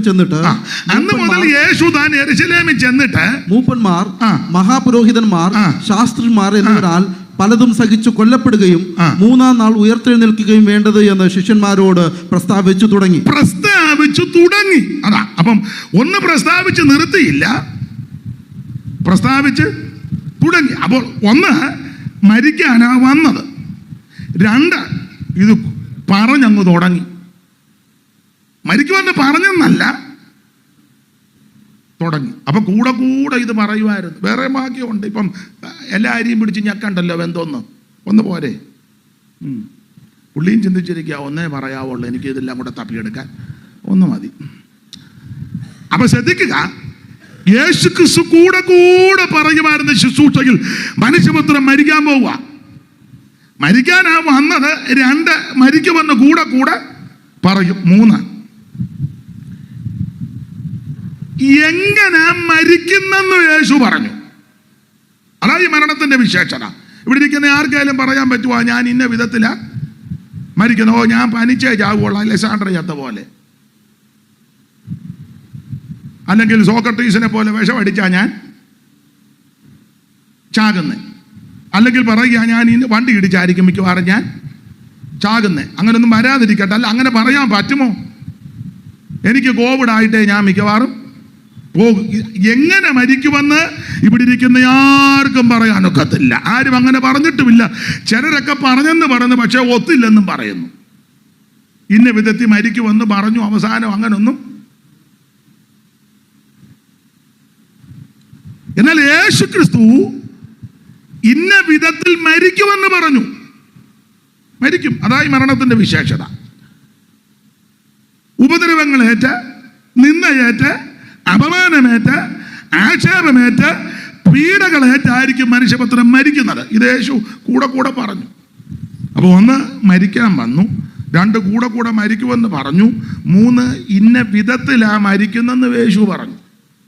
ഇങ്ങനെ പറഞ്ഞ ഒരു നേതാവുമില്ല. 4, ഈ മരണത്തിന്റെ പിൻപിൽ ആരാണ് പ്രവർത്തിക്കുന്നത് എന്ന് യേശു പറഞ്ഞു. ശാസ്ത്രിമാരും പരീശന്മാരും മഹാപുരോഹിതന്മാരും ആയിരിക്കും ഇതിന്റെ അണിയറ വക്താക്കൾ. അത് യേശു പറഞ്ഞു. ഇങ്ങനെ ആര് പറഞ്ഞു? ഇവിടെ ഓരോരുത്തർ മരിച്ചു കഴിഞ്ഞാൽ അന്വേഷിക്കുന്നത് ആരാ ഇതിന്റെ പുറകിലെന്ന്. ഇപ്പോഴും പലതും കണ്ടുപിടിക്കുന്നില്ലല്ലോ. പിന്നെ ചിലത് കണ്ടുപിടിച്ചാലും കാശ് കൊടുത്ത് ഒതുക്കുക. ഈ ലോകം നീതി കിട്ടുന്ന ലോകമല്ല. അല്ല. എന്നാൽ യേശുക്രിസ്തുവിന്റെ മരണത്തിന്റെ വിശേഷത, ഇന്ന ആൾക്കാരായിരിക്കും ഇതിന്റെ പുറകിൽ. അതെല്ലാം യേശു പറഞ്ഞു. ഇതുപോലെ പറഞ്ഞു മരിച്ച ആരുണ്ട്? 1, മരിക്കാൻ വന്നു. 2, മരിക്കുമെന്ന് കൂടെ കൂടെ പറഞ്ഞു. 3, ഇന്ന വിധത്തിൽ മരിക്കുമെന്ന് പറഞ്ഞു. 4, അതിന്റെ പിമ്പിൽ ഇന്ന ആൾക്കാരാന്നും പറഞ്ഞു. 5, എവിടെ വെച്ചാ മരിക്കുന്നെന്ന് യേശു പറഞ്ഞു. യെരൂശലേമിൽ. എന്നെ എല്ലാവർക്കും ഒരു അരുതാഴിയ പോലെ എവിടെ വെച്ച് മരിക്കുമെന്നും പറഞ്ഞെന്ന്. ഇവിടെ ഇരിക്കുന്ന ഏർക്കേലും പറയാൻ പറ്റുമോ, ഞാൻ തൃശ്ശൂർ വെച്ചേ മരിക്കുമുള്ളൂ, അല്ല ഇന്ന വീട്ടിൽ വെച്ചാ മരിക്കുന്നത്, അല്ല ഇന്ന കട്ടിലല്ല, ഒന്നും പറയാനൊക്കത്തില്ല. നോട്ടോ ഇരിപ്പം കണ്ടിട്ട് മിക്കവാറും മെഡിക്കൽ കോളേജിൽ കിടന്ന് പോകാനാ. ഒന്നും വരാതിരിക്കട്ടെ, ദോഷമൊന്നും വരാതിരിക്കട്ടെ. മിക്കവാറും ആമ്പലിന്റെ വള്ളി പോലെല്ലാം ഇട്ട് ഇങ്ങനെ കണ്ണും തള്ളി അങ്ങനെയൊന്നും വരരുത്. അപ്പോൾ ഈ എങ്ങനെ മരിക്കുമെന്നും പറഞ്ഞു, എവിടെ വെച്ച് മരിക്കുമെന്ന് യേശു പറഞ്ഞു. അതാ ഈ മരണത്തിന്റെ വിശേഷത. ഇങ്ങനെ പറഞ്ഞ ആരുണ്ട്? 6 ഈ മരണത്തിന്റെ വിശേഷത. കർത്താവ് മരിക്കുമെന്ന് പറഞ്ഞെടുത്തെല്ലാം മരിക്കും എന്ന് പറഞ്ഞ് നിർത്തിയില്ല, ചേർത്ത് പറഞ്ഞു അവൻ ഉയർക്കും. നിങ്ങൾ പുസ്തകം മുഴുവൻ വായിച്ചോ. മരിക്കുമെന്ന് പറഞ്ഞെടുത്തെല്ലാം ഇന്നതുപോലെ ഞാൻ മരിക്കാൻ വന്നിരിക്കുക, മരിക്കും, എന്നെ ഇന്ന ആൾക്കാർ കൂടി കൊല്ലും, ഇന്ന വിധത്തിൽ മരിക്കും, ഇന്നടത്ത് വെച്ച് മരിക്കും. അങ്ങനല്ല പറഞ്ഞത്. ഇന്നടത്ത് വെച്ച് മരിക്കുമെന്ന് പറഞ്ഞിട്ട് ചേർത്ത് ഫുൾ സ്റ്റോപ്പ് ഇടാതെ ചേർത്ത് പറഞ്ഞു 3-ാം ദിവസം ഉയർക്കും. ഇങ്ങനെ പറഞ്ഞ ആരുണ്ട്? ഇങ്ങനെ സംസാരിച്ച ആരുണ്ട്? ഒന്നും പറയാതെ തന്നെ പലതും പോയത്. നമ്മൾ ചോദിക്കല്ലേ അപ്പച്ചൻ എങ്ങനെയാ പോയത്? പോകാൻ നേരത്ത് ഇങ്ങനെ, പിന്നെ അടുത്ത് നിന്ന പുള്ളി, എന്നിട്ട് ഒരു കണ്ണ് തുറന്നായിരുന്നു. എന്നാൽ യേശു ക്രിസ്തുവിന്റെ മരണത്തിന്റെ വിശേഷത, മരിക്കുമെന്ന് പറഞ്ഞെടുത്തെല്ലാം യേശു പറഞ്ഞു ആമേൻ സ്തോത്രം 3-ാം ദിവസം ഉയർക്കും. 7 എപ്പോഴേലും ഉയർക്കുമെന്നല്ല പറഞ്ഞ്. ഞാൻ മരിക്കും, ഉയർക്കും. ഗുരു എപ്പോഴാ? അതെപ്പോഴേലും ഉയർക്കും, നീയൊക്കെ പോ എന്നല്ല പറഞ്ഞ്. കൃത്യം 3-ാം ദിവസം ഉയർക്കും. അല്ല ഈ മരണത്തിന്റെ വിശേഷത. ഞാനൊരു 7 കാര്യം പറഞ്ഞു അവിടുത്തെ തിരുമരണത്തിന്റെ വിശേഷത. അതാ പറഞ്ഞ എല്ലാവരുടെയും മരണം പോലല്ല യേശുവിന്റെ മരണം. എല്ലാവരും മരിച്ചതുപോലല്ല യേശു മരിച്ചത്. യേശു ക്രിസ്തു മരിച്ചത് നമ്മുടെ പാപത്തിന് പരിഹാരം വരുത്തുവാനാ. അല്ല ഈ മരണം നല്ല വാർത്തയാ. മടങ്ങി വരാം. അപ്പോൾ എന്താണ് സുവിശേഷം? യേശു ക്രിസ്തുവിന്റെ ജനനം, യേശു ക്രിസ്തുവിന്റെ മരണം, യേശു ക്രിസ്തുവിന്റെ ഉയർപ്പ്, അതാണ് ശരിയായ സുവിശേഷം. ഇതാര് ഏത് രാത്രി ചോദിച്ചാലും പറഞ്ഞോണം. രണ്ടാമത്തെ തലക്കെട്ട്. ഒന്നാമത്തെ തലക്കെട്ടാ പറഞ്ഞേ. രണ്ടാമത്തെ തലക്കെട്ട്, എന്തിനാണ് സുവിശേഷം? വായിച്ചോ. ഇതെല്ലാം അറിവുള്ള വാക്യമാണ്. തീത്തോസ് 2:11. ഇതെല്ലാം നമുക്ക് അറിവുള്ള വാക്യമാണ്. നിങ്ങൾക്കെല്ലാം അറിയാം. അതുകൊണ്ട് എനിക്ക് സന്തോഷമുണ്ട്. കാരണം എല്ലാം അറിയാവുന്നത് കൊണ്ട് ചിലർ ബൈബിള് പോലും കൊണ്ടുവന്നിട്ടില്ല. അറിയാം, അതുകൊണ്ടാണ്. ചെല്ല് കൊണ്ടുവന്നത് തുറന്നിട്ടുമില്ല. വേണ്ട, തുറക്കണ്ട, അറിയാമല്ലോ. വളരെ സന്തോഷം. തുറക്കരുത്. വായിച്ചോ. സകല മനുഷ്യർക്കും രക്ഷാകരമായ ദൈവകൃപ ഉദിച്ചുവല്ലോ. സകല മനുഷ്യർക്കും രക്ഷാകരമായ ദൈവകൃപ. അപ്പോൾ ശ്രദ്ധിക്കുക, രണ്ടാമത്തെ തലക്കെട്ട് എന്തിനാണ് സുവിശേഷം? ഒറ്റ വാക്കി പറയാം, സകല മനുഷ്യനും രക്ഷപ്പെടാൻ. ഇന്ന് രാത്രി എന്നെ കേൾക്കുന്ന പ്രിയപ്പെട്ടവരെ, ബഹുമാന്യരെ, സുവിശേഷം എന്ന് പറഞ്ഞാൽ ഈ ശിവപാസ്ത്രിക കണ്ടമാനം കാശ് വന്നപ്പം നടത്തുന്നതല്ല. ഈ ദാനിയേൽ ഭാഷയുടെ കണ്ടമാനം കാശ് വന്ന് തെള്ളിയത് കൊണ്ട് നടത്തുന്നതല്ല. അല്ല, മറ്റുള്ളവരെ കാണിക്കാനോ മറ്റുള്ളവരുടെ സ്വസ്ഥത കെടുത്താനല്ല. പിന്നെന്തിനാ സുവിശേഷം? സുവിശേഷം സകല മനുഷ്യനും രക്ഷപ്പെടണം. മറ്റൊരുത്തനിലും രക്ഷയില്ല. എല്ലാവരും രക്ഷപ്പെടണം. അല്ല, ഒരു വിഭാഗക്കാരോ ഒരു മതക്കാരോ ഒരു സഭക്കാരോ ഒരു സംഘടനക്കാരോ ഒരു ഏരിയയിലുള്ളവരോ മാത്രമല്ല, സകല മനുഷ്യനും എല്ലാവരും രക്ഷപ്പെടണം. അതിനാ സുവിശേഷം. വ്യാഖ്യാനിക്കുന്നില്ല അധികം. അപ്പൊ എന്താണ് സുവിശേഷം? യേശു ക്രിസ്തു. രണ്ടാമത്തെ തലക്കെട്ട് എന്തിനാ സുവിശേഷം? സകല മനുഷ്യനും രക്ഷപ്പെടാൻ. മൂന്നാമത്തെ തലക്കെട്ട്, ആരാണ് സുവിശേഷം പറയേണ്ടത്? അല്ല, ആരോടാ പറയേണ്ടത് സുവിശേഷം? ആരോട് പറയണം? വായിച്ചേ, അറിവുള്ള വാക്യമാണ് മർക്കോസിന്റെ സുവിശേഷം 16-ാം അധ്യായത്തിന്റെ 15-ാം വാക്യവും മർക്കോസ് 13:10. 2 വാക്യവും വായിച്ചു. 16, 15, 13, 10. പിന്നെ അവൻ അവരോട്, നിങ്ങൾ ഭൂലോകത്തിലൊക്കെയും പോയി സകല സൃഷ്ടികളോടും സുവിശേഷം പ്രസംഗിക്കണം. എന്നെ കേൾക്കുന്ന പ്രിയരെ, സകല സൃഷ്ടിയോടും സുവിശേഷം അറിയിക്കണം. അതെന്തിനാന്ന് ചോദിച്ചാൽ, ഈ സൃഷ്ടികളെല്ലാം ഞരങ്ങിക്കൊണ്ടിരിക്കുക. എന്തിന്? ഇതിനൊരു വിടുതൽ കിട്ടാൻ പോകുകയാ. സൃഷ്ടികളെല്ലാം ഇറ്റുനോവോടിരിക്കുക. ഈ സൃഷ്ടിക്ക് ഒരു വിടുതൽ, ഒരു വീണ്ടെടുപ്പുണ്ട്. ഈ ഭൂമിക്ക് ഒരു വീണ്ടെടുപ്പുണ്ട്. ഈ പ്രകൃതികൾക്കെല്ലാം ഒരു വീണ്ടെടുപ്പുണ്ട്. ആ വീണ്ടെടുപ്പിന് വേണ്ടി ഞരങ്ങിക്കൊണ്ടിരിക്കുക. അതുകൊണ്ട് സകല സൃഷ്ടികളോട് സുവിശേഷം അറിയിക്കണം. മാത്രമാണോ, അത് വ്യക്തികളെ കൂടി ഉദ്ദേശിച്ചോണ്ട് 13:10 വായിച്ചു. 13:10. എന്നാൽ സുവിശേഷം മുമ്പേ സകല ജാതികളോടും പ്രസംഗിക്കേണ്ടതാകും. സകല ജാതികളോടും ഇത് പ്രസംഗിക്കണം. അപ്പോൾ ആരാണ് സുവിശേഷം കേൾക്കേണ്ടത്? സകല മനുഷ്യനും കേൾക്കണം. എല്ലാവരും കേൾക്കണം. എല്ലാവരും കേൾക്കാൻ കൊള്ളാവുന്ന നല്ല വാർത്തയാ സുവിശേഷം. ഇന്ന് രാത്രി ഇവിടെ കേട്ടുകൊണ്ടിരിക്കുന്ന നിങ്ങളെ ദൈവം അനുഗ്രഹിക്കട്ടെ. അപ്പോൾ എന്താണ് സുവിശേഷം? യേശു ക്രിസ്തു. എന്തിനാ സുവിശേഷം? സകല മനുഷ്യനും രക്ഷപ്പെടാൻ. ആരാ ഇത് കേൾക്കേണ്ടത്? ഒരു വിഭാഗക്കാരോ മതക്കാരോ ജാതികളോ മാത്രമല്ല, സകല മാനവരാശിയും ഈ സുവിശേഷം കേൾക്കണം. സ്തോത്രം. ഇനി നാല് സുവിശേഷം എങ്ങനെ പറയണം? അതിന് വാക്യമുണ്ട്. തെസ്സലോനിക്കർക്ക് എഴുതിയ 1-ാം ലേഖനം 1:5 വായിച്ചു. അറിവുള്ള വാക്യമെങ്കിലും വായിച്ചു. എങ്ങനെയാ ഇത് പറയേണ്ടത്?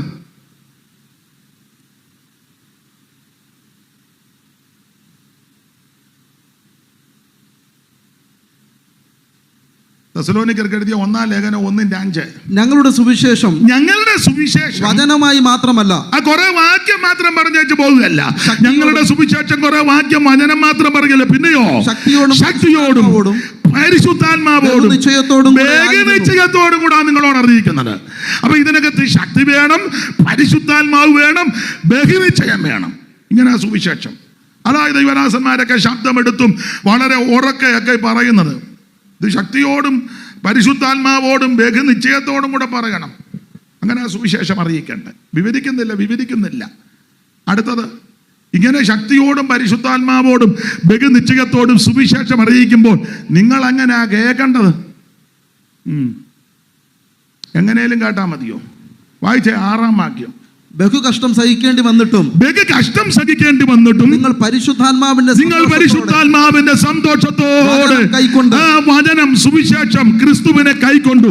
ഇന്ന് രാത്രി എന്നെ കേൾക്കുന്ന പ്രിയരെ, എങ്ങനാ സുവിശേഷം കേൾക്കേണ്ടത്? അവൻ പരിശുദ്ധാത്മാവിന്റെ സന്തോഷത്തോടെ. സ്തോത്രം. ചിലരുടെയൊക്കെ ഇരിപ്പ് കണ്ടിട്ട് പോട്ടെ. പരിശുദ്ധാത്മാവിന്റെ സന്തോഷത്തോടെ വചനം കൈക്കൊള്ളണം. സുവിശേഷം. അപ്പൊ എന്താ സുവിശേഷം? യേശു ക്രിസ്തു. എന്തിനാ സുവിശേഷം? എല്ലാവരും രക്ഷപ്പെടാൻ. ആരാ കേൾക്കേണ്ടത്? സകല സൃഷ്ടികളും സകല ജാതികളും. എങ്ങനെ ഇത് പറയണം? ശക്തിയോടും പരിശുദ്ധാത്മാവോടും ബഹുനിശ്ചയത്തോടും. എങ്ങനെ കേൾക്കണം? ബഹുകഷ്ടം സഹിക്കേണ്ടി വന്നിട്ടും പരിശുദ്ധാത്മാവിന്റെ സന്തോഷത്തോടെ ഈ സുവിശേഷം കേൾക്കണം. ഇനി അടുത്തത് ഞാൻ പറയാൻ ഉദ്ദേശിക്കുന്നത് അടുത്ത തലക്കെട്ട് സുവിശേഷത്തിന്റെ വിശേഷതയാണ്. സുവിശേഷത്തിന്റെ വിശേഷതയുണ്ട്. അല്ല, സുവിശേഷത്തിനേ ഉള്ളു വിശേഷത. എന്താ സുവിശേഷത്തിന്റെ വിശേഷത? അത് ധാരാളമുണ്ട്. ഒരു 8 കാര്യം പറയാൻ ഇന്ന് ഉദ്ദേശിക്കുക. ഒത്തിരി പറയാനുണ്ട്. ഇന്നത്തെ സാഹചര്യം അനുസരിച്ച് ഒരു 8 കാര്യം. എന്താ സുവിശേഷത്തിന്റെ വിശേഷത? ഇന്ന് രാത്രി എല്ലാവരും കേൾക്കണം. ഇത് കേൾക്കേണ്ട കാര്യമാണ് കേട്ടോ. എല്ലാവരും കേൾക്കേണ്ട കാര്യമാണ് സുവിശേഷത്തിന്റെ വിശേഷത.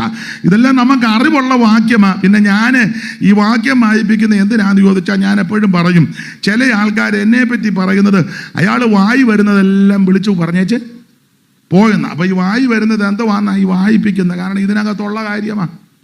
അതാ ഈ പറയുന്നേ. അപ്പൊ അത് വായിച്ച് കേൾപ്പിക്കുന്നതാണ് നല്ലത്. അപ്പോൾ എന്താണ് സുവിശേഷത്തിന്റെ വിശേഷത? ചടികടാന്ന് വായിച്ചു. 1, ഈ സുവിശേഷത്തിന്റെ വിശേഷത ഇത് രക്ഷിക്കുന്ന മാർഗമാണ്. വായിച്ചേ. റോമാലേഖന 1-ാം അധ്യായത്തിന്റെ 16. നമുക്കെല്ലാം പരിചിതമായ വാക്യങ്ങളാ. റോമാലേഖന 1-ാം അധ്യായം 16-ാം വാക്യം. എന്താണ് സുവിശേഷത്തിന്റെ വിശേഷത? 1, ഇത് രക്ഷിക്കുന്ന മാർഗം. വായിക്കാം. സുവിശേഷത്തെ കുറിച്ച് എനിക്ക് ലജ്ജയില്ല. വിശ്വസിക്കുന്ന ഏവനും ആദ്യം യഹൂദനും പിന്നെ യവനനും രക്ഷയ്ക്കായി ദൈവശക്തി. എന്നെ കേൾക്കുന്ന ബഹുമാന്യരെ, എന്താ സുവിശേഷത്തിന്റെ വിശേഷത? ഒറ്റ വാക്കിൽ മറുപടി പറയാ, ഇത് രക്ഷിക്കുന്ന മാർഗമാ. ഇന്ന് രാത്രി മറ്റൊരുത്തനും രക്ഷയില്ല. നാം രക്ഷിക്കപ്പെടുവാൻ ആഘോഷത്തിന് കീഴിൽ മനുഷ്യരുടെ ഇടയിൽ നൽകപ്പെട്ട ഒരേ ഒരു നാമം, അത് നസറായനാകുന്ന യേശു ക്രിസ്തുവിന്റെ പരിശുദ്ധ നാമം. യേശു നിന്നെ രക്ഷിക്കും. യേശു നിന്റെ കുടുംബത്തെ രക്ഷിക്കും. യേശു നിന്റെ ജീവിതത്തെ രക്ഷിക്കും. ഇന്ന് രാത്രി രക്ഷിക്കാൻ വല്ലഭത്വമുള്ള കഴിവുള്ള ഒരുവനേ ഉള്ളൂ. അത് അഖിലാണ്ടങ്ങളുടെ ഉടയവനാകുന്ന സർവജ്ഞനായ നസറായനാകുന്ന യേശു ക്രിസ്തു. അതാ സുവിശേഷം. രക്ഷിക്കും. ഈ രക്ഷ കരസ്ഥമാക്കാൻ ഒന്നും കൊടുക്കണ്ട.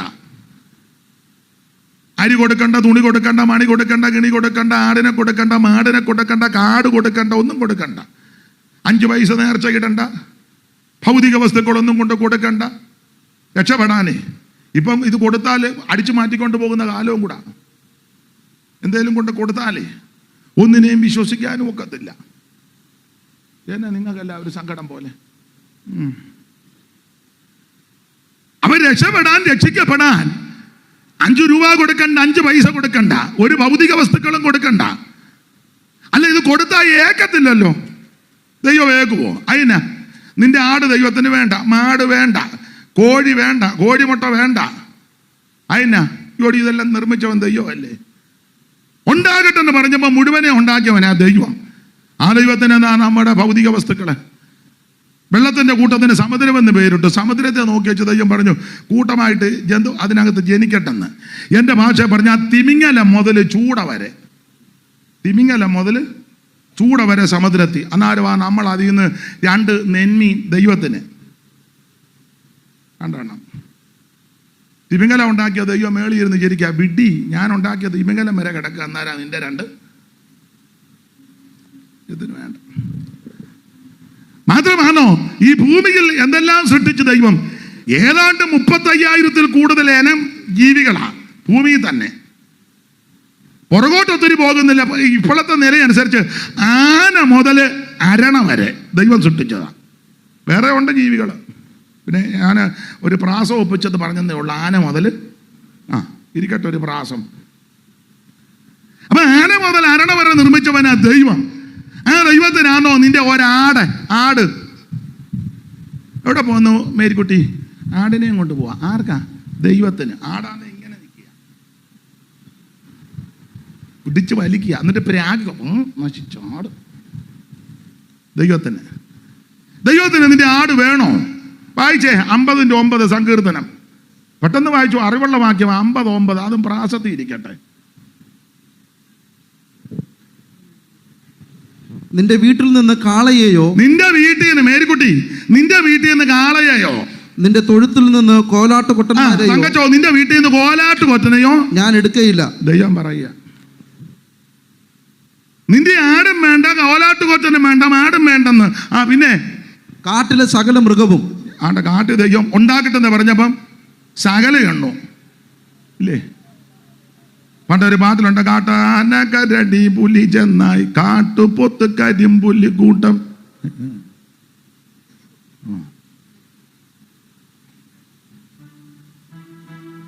വേണ്ട, ഇനി സങ്കടമാണ്, വേണ്ട. പുള്ളിയും വയ്യ. അപ്പൊ എനിക്ക് വിശന്നാ ഞാൻ നിന്നോട് പറയുമോ? ഒന്നുകൂടെ വായിച്ച 50-9. നിന്റെ വീട്ടിൽ നിന്ന് കാളയെയോ, നിന്റെ വീട്ടിൽ നിന്ന് കാളയെയോ, നിന്റെ തൊഴുത്തുകളിൽ നിന്ന് കോലാട്ട് കൊറ്റന്മാരെയോ ഞാൻ എടുക്കയില്ല. ഞാൻ എടുക്കത്തില്ല. ദൈവം പറയും ഇതൊന്നും വേണ്ടാന്ന്. പിന്നെ കാട്ടിലെ സകല മൃഗവും, കാട്ടിലെ സകല മൃഗങ്ങളും, പർവ്വതങ്ങളിലെ 1000 ജന്തുക്കളും എനിക്കുള്ളവയാകും. ദൈവത്തിനുള്ളതല്ലേ? പിന്നെ നിന്റെ ആടോ നിന്റെ മാടോ ദൈവത്തിന് വേണോ? വേണ്ട. അടുത്തത് മലകളിലെ പക്ഷികളെ ഒക്കെയും ഞാൻ അറിയുന്നു. പക്ഷികളെ ഒക്കെയും ഞാൻ അറിയുന്നു. ഇതെല്ലാം ദൈവത്തിൻ്റെതാ. അന്നേരം നമ്മൾ ഒരു പൂവൻ കോഴിയും പെടക്കോഴിയും പള്ളിക്ക് പിടിച്ചോണ്ട് പോ. ദൈവത്തിന് കോഴി. ദൈവത്തിന് എന്തിനാണ് ആ കോഴി? ദൈവം എന്നെ അവിടെ പൊരുന്ന് വെക്കാൻ പോവാന്നോ? ദൈവത്തിന് കോഴിയും വേണ്ട, ആടും വേണ്ട, മാടും വേണ്ട, ഒന്നും വേണ്ട. പിന്നെ അടുത്തത് വയലിലെ ജന്തുക്കളും എനിക്കുള്ളവ തന്നെ. അതും ദൈവത്തിൻ്റെതാ. പിന്നെ എനിക്ക് വിശന്നാൽ ഞാൻ നിന്നോട് പറയും. എനിക്ക് വിശന്നാൽ നിന്നോട് പറയും. നിന്റെ ചോറോ നിന്റെ കൂട്ടാനോ വല്ലോ എനിക്ക് വേണോ? ദൈവം ചോദിക്കുക. ചോറും കറിയും എല്ലാം കൊണ്ട് വെച്ച മതിയാ ദൈവത്തിനാന്ന്. എന്ന് ജീവൻ തന്നെ തിന്നുകയും ചെയ്യുക. ദൈവത്തിന് നിന്റെ ചോറും വേണ്ട, നിന്റെ ഇറച്ചിയും വേണ്ട, നിന്റെ മീനും വേണ്ട, നിന്റെ ഒന്നും ദൈവത്തിന് ആവശ്യമില്ല. നിന്റെ ജ്യൂസും വേണ്ട. പത്രമൊക്കെ പറയുന്നുള്ളൂ. ദൈവത്തിന് വിശന്നാ നിന്നോട് പറയുമോ? അടുത്തത് ഭൂലോകവും അതിന്റെ നിറവും എന്റേതത്രേ. ഭൂലോകം അതിന്റെ നിറവും എന്റേതത്രേ. അപ്പൊ ദൈവത്തിന് ഇതൊന്നുമല്ല ആവശ്യം. പിന്നെ എന്താ ദൈവം ഉദ്ദേശിക്കുന്നത്? ദൈവം എന്താ ആഗ്രഹിക്കുന്നത്? വായിച്ചോ മീകാ പ്രവചനം 6-ാം അധ്യായത്തിന്റെ 6-ാം വാക്യോ, സഭാപ്രസംഗി 12-ാം അധ്യായത്തിന്റെ ഒടുവിലത്തെ വാക്യോ. വായിര്, പെട്ടെന്ന് വായിര്. സമയം എന്നായെന്ന് പറയണേ. 9-ന് നിർത്താം. പറയണം. ബാക്കി നാളെ. മീക 6-6 വായിര്. മീക ഇല്ലേ?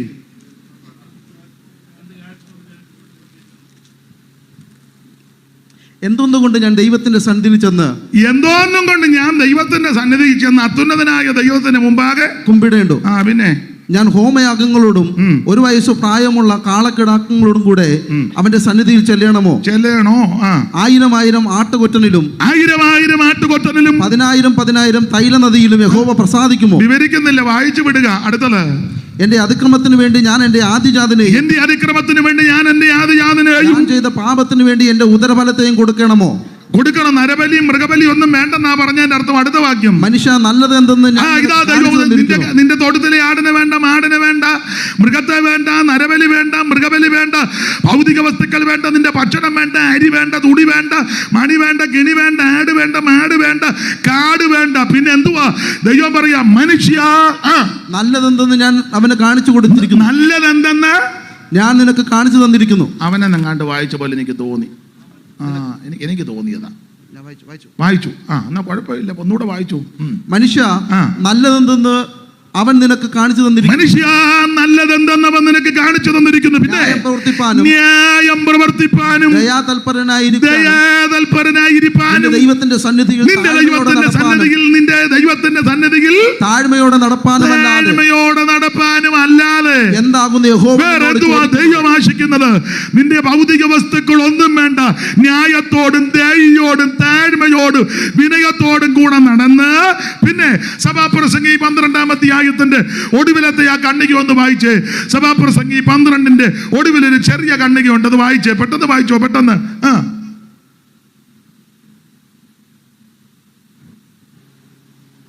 ദൈവം നല്ലതും തീയതുമായ സകല പ്രവൃത്തിയെയും സകല രഹസ്യങ്ങളുമായി ന്യായവിസ്താരത്തിലേക്ക് വരുത്തുമല്ലോ. അതിന്റെ മേളത്തെ വാക്യമായിര്. എല്ലാറ്റിന്റെയും സാരം കേൾക്കുക. ദൈവത്തെ ഭയപ്പെട്ട് അവന്റെ കൽപ്പനകളെ പ്രമാണിച്ചു കൊള്ളുക. അതാകുന്നു സകല മനുഷ്യനും ആവശ്യമുള്ളത്. അതുകൊണ്ട് ഇന്ന് രാത്രി രക്ഷപ്പെടാൻ ഭൗതിക വസ്തുക്കൾ ഒന്നും കൊടുക്കണ്ട. യേശു നിന്നെ രക്ഷിക്കും. സുവിശേഷത്തിന്റെ 1-ാമത്തെ വിശേഷത ഇത് രക്ഷിക്കുന്ന മാർഗമാ.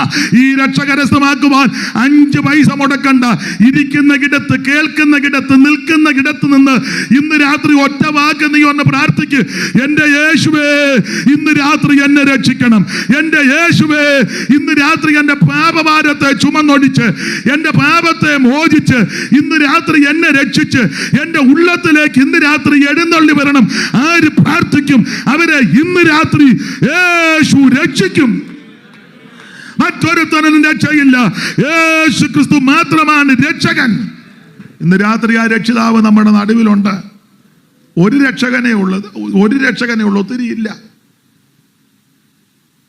ഇവിടെ ഹിന്ദുക്കളും മുസ്ലിം സഹോദരന്മാരും ഹൈന്ദവരും ബുദ്ധരും ജൈനരും പാഴ്സികളും ഒക്കെ ഉള്ള രാജ്യമാണ് ഇന്ത്യ രാജ്യം. വേറെ ഏതെല്ലാം ജാതിക്കാരും ഭാഷക്കാരും വംശക്കാരും ഒക്കെയാ. ഈ നമ്മുടെ രാജ്യം നല്ല രാജ്യമാണ്. ഇത്രയും ഈ വകുപ്പിൽപ്പെട്ട ആൾക്കാരെല്ലാം ജീവിക്കുന്ന മഹാരാജ്യം, വലിയ രാജ്യമായത്. അതെ, ഇതുപോലൊരു രാജ്യം വേറെ ഇല്ല. ഇത്രയും ഭാഷക്കാരും ഇത്രയും ജാതിക്കാരും ഒന്നിച്ച് പാർക്കുന്ന ഒരു രാജ്യം. മറ്റു രാജ്യത്തൊക്കെ കൂടി വന്നാൽ 3-4 ജനമേ കാണുകയുള്ളൂ. ചിലയിടത്താന്നെ ചിലർ മാത്രമേ ഉള്ളൂ, വേറെ അവർക്ക് ഇഷ്ടവുമല്ല. എന്നാൽ ഈ മഹാരാജ്യത്ത് ഏതെല്ലാം വിഭാഗത്തിൽപ്പെട്ടവരാ. ഭാഷ വേറെ, ഭക്ഷണം വേറെ, വസ്ത്രധാരണം വേറെ, ആചാരം വേറെ, അനുഷ്ഠാനങ്ങൾ വേറെ, മാമൂലികൾ വേറെ, എന്തെല്ലാം വ്യത്യസ്തമാണ്. പക്ഷെ ഒരു കാര്യം പറയാ, ഇതൊക്കെ ഇങ്ങനെ വ്യത്യസ്തമാകുന്നതിൽ എല്ലാവർക്കും ഒരു സൂര്യനെ ഉള്ളെന്ന് ഓർത്തോണം. ഒരു സൂര്യൻ. രാവിലെ സൂര്യൻ കിഴക്കുദിക്കും, വൈകിട്ട് അസ്തമിക്കും. ഹിന്ദുക്കൾക്ക് ഒരു സൂര്യൻ, മുസ്ലിങ്ങൾക്കൊരു സൂര്യൻ, ക്രിസ്ത്യാനിക്കെല്ലാം കൂടെ ഒരു സൂര്യൻ. അല്ല, ബന്ധിക്കോസുകാർക്കെല്ലാം കൂടെ അല്ല, ചിലരുടെ ഇരിപ്പ് കണ്ടിട്ട് നമുക്കാണ്ട് പ്രത്യേക സൂര്യൻ പോലെ. എല്ലാവർക്കും കൂടെ ഒരു സൂര്യനേ ഉള്ളൂ. വായു എല്ലാവർക്കും കൂടെ വന്ന വായുവേ അല്ലേ, എല്ലാവർക്കും വന്ന ഇരിപ്പ് കണ്ടിട്ട്. പിന്നെ നിങ്ങൾ ഉദ്ദേശിച്ച വായു പലതുണ്ട് ഇല്ലേ, പല വായു ഉണ്ട്. വിലക്കം വീഴുന്ന വായു ഉണ്ട്, ബിംബിഷ്ടം ഉണ്ടാക്കുന്ന വായു ഉണ്ട്, ജനലെ പിടിച്ചൊന്ന് അത് വേറൊരു വായു. പണ്ടൊരു വായു ഉണ്ട്, ആന്ധ്രാവായു, അത് വേറെയാ. ഞാൻ ഉദ്ദേശിച്ചത് ജീവാശ്വാസമേ എല്ലാവർക്കും കൂടെ വന്ന. അപ്പൊ ഒരു സൂര്യൻ വായു ഒന്ന്, ജലം ഒന്നേ ഉള്ളൂ. പിന്നെ കുപ്പിക്കകത്ത് വേറെ പേരുമൊക്കെ എഴുതി ഒക്കെ വിടുന്നേ ഉള്ളൂ. ഒന്നാ. അങ്ങനെയെങ്കിൽ രക്ഷിതാവ് ഒന്നേ ഉള്ളൂ. പല രക്ഷിതാവില്ല, പല രക്ഷകന്മാരില്ല. ഒരേ ഒരു രക്ഷകൻ, നസറേയനാകുന്ന യേശു ക്രിസ്തു. അതൊരു വിഭാഗത്തിന്റെ, മതത്തിന്റെ, സഭയുടെ, സംഘടനയുടെ, ജാതിയുടെ, വർഗത്തിന്റെ, വർണ്ണത്തിന്റെ അല്ല. അവിടുന്ന് മുഴു ലോകത്തിന്റെ ദൈവമാണ്. യേശു ക്രിസ്തു ഏകരക്ഷകൻ, യേശു ക്രിസ്തു മാത്രം രക്ഷകൻ, മറ്റൊരുത്തനിലും രക്ഷയില്ല. ഞാൻ സമയത്തെ ഭയപ്പെടുന്നത് കൊണ്ട് അധികം വിവരിക്കുന്നില്ല, ഓടിച്ചു മുമ്പോട്ട് പോകുക. ആമേൻ. സുവിശേഷത്തിന്റെ വിശേഷത 8 പറയാനാണ് ഉദ്ദേശിക്കുന്നത്. 8 ഒത്തിരി ഉണ്ട്, ഇപ്പൊ 8 മതി. 1, സുവിശേഷത്തിന്റെ വിശേഷത ഇത് രക്ഷിക്കുന്ന മാർഗമാണ്. 2, ഈ സുവിശേഷത്തിന്റെ വിശേഷത ഇത് സമാധാനം തരുന്ന മാർഗമാണ്. വായിച്ചേ, അറിവുള്ള വാക്യമായി എഫേസ്യ ലേഖനം 6-ാം അധ്യായം അതിന്റെ 14-15. എഫേസ്യർ 6:14-15.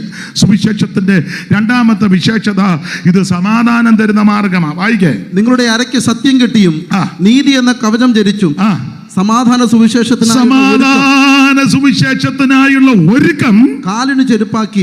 മതി. ദൈവത്തിന്റെ മഹത്വം. എന്നെ കേൾക്കുന്ന ബഹുമാന്യരെ, പ്രിയപ്പെട്ടവര്, സുവിശേഷത്തിന്റെ 2ാമത്തെ വിശേഷത ഇത് സമാധാനം തരുന്ന മാർഗമാണ്.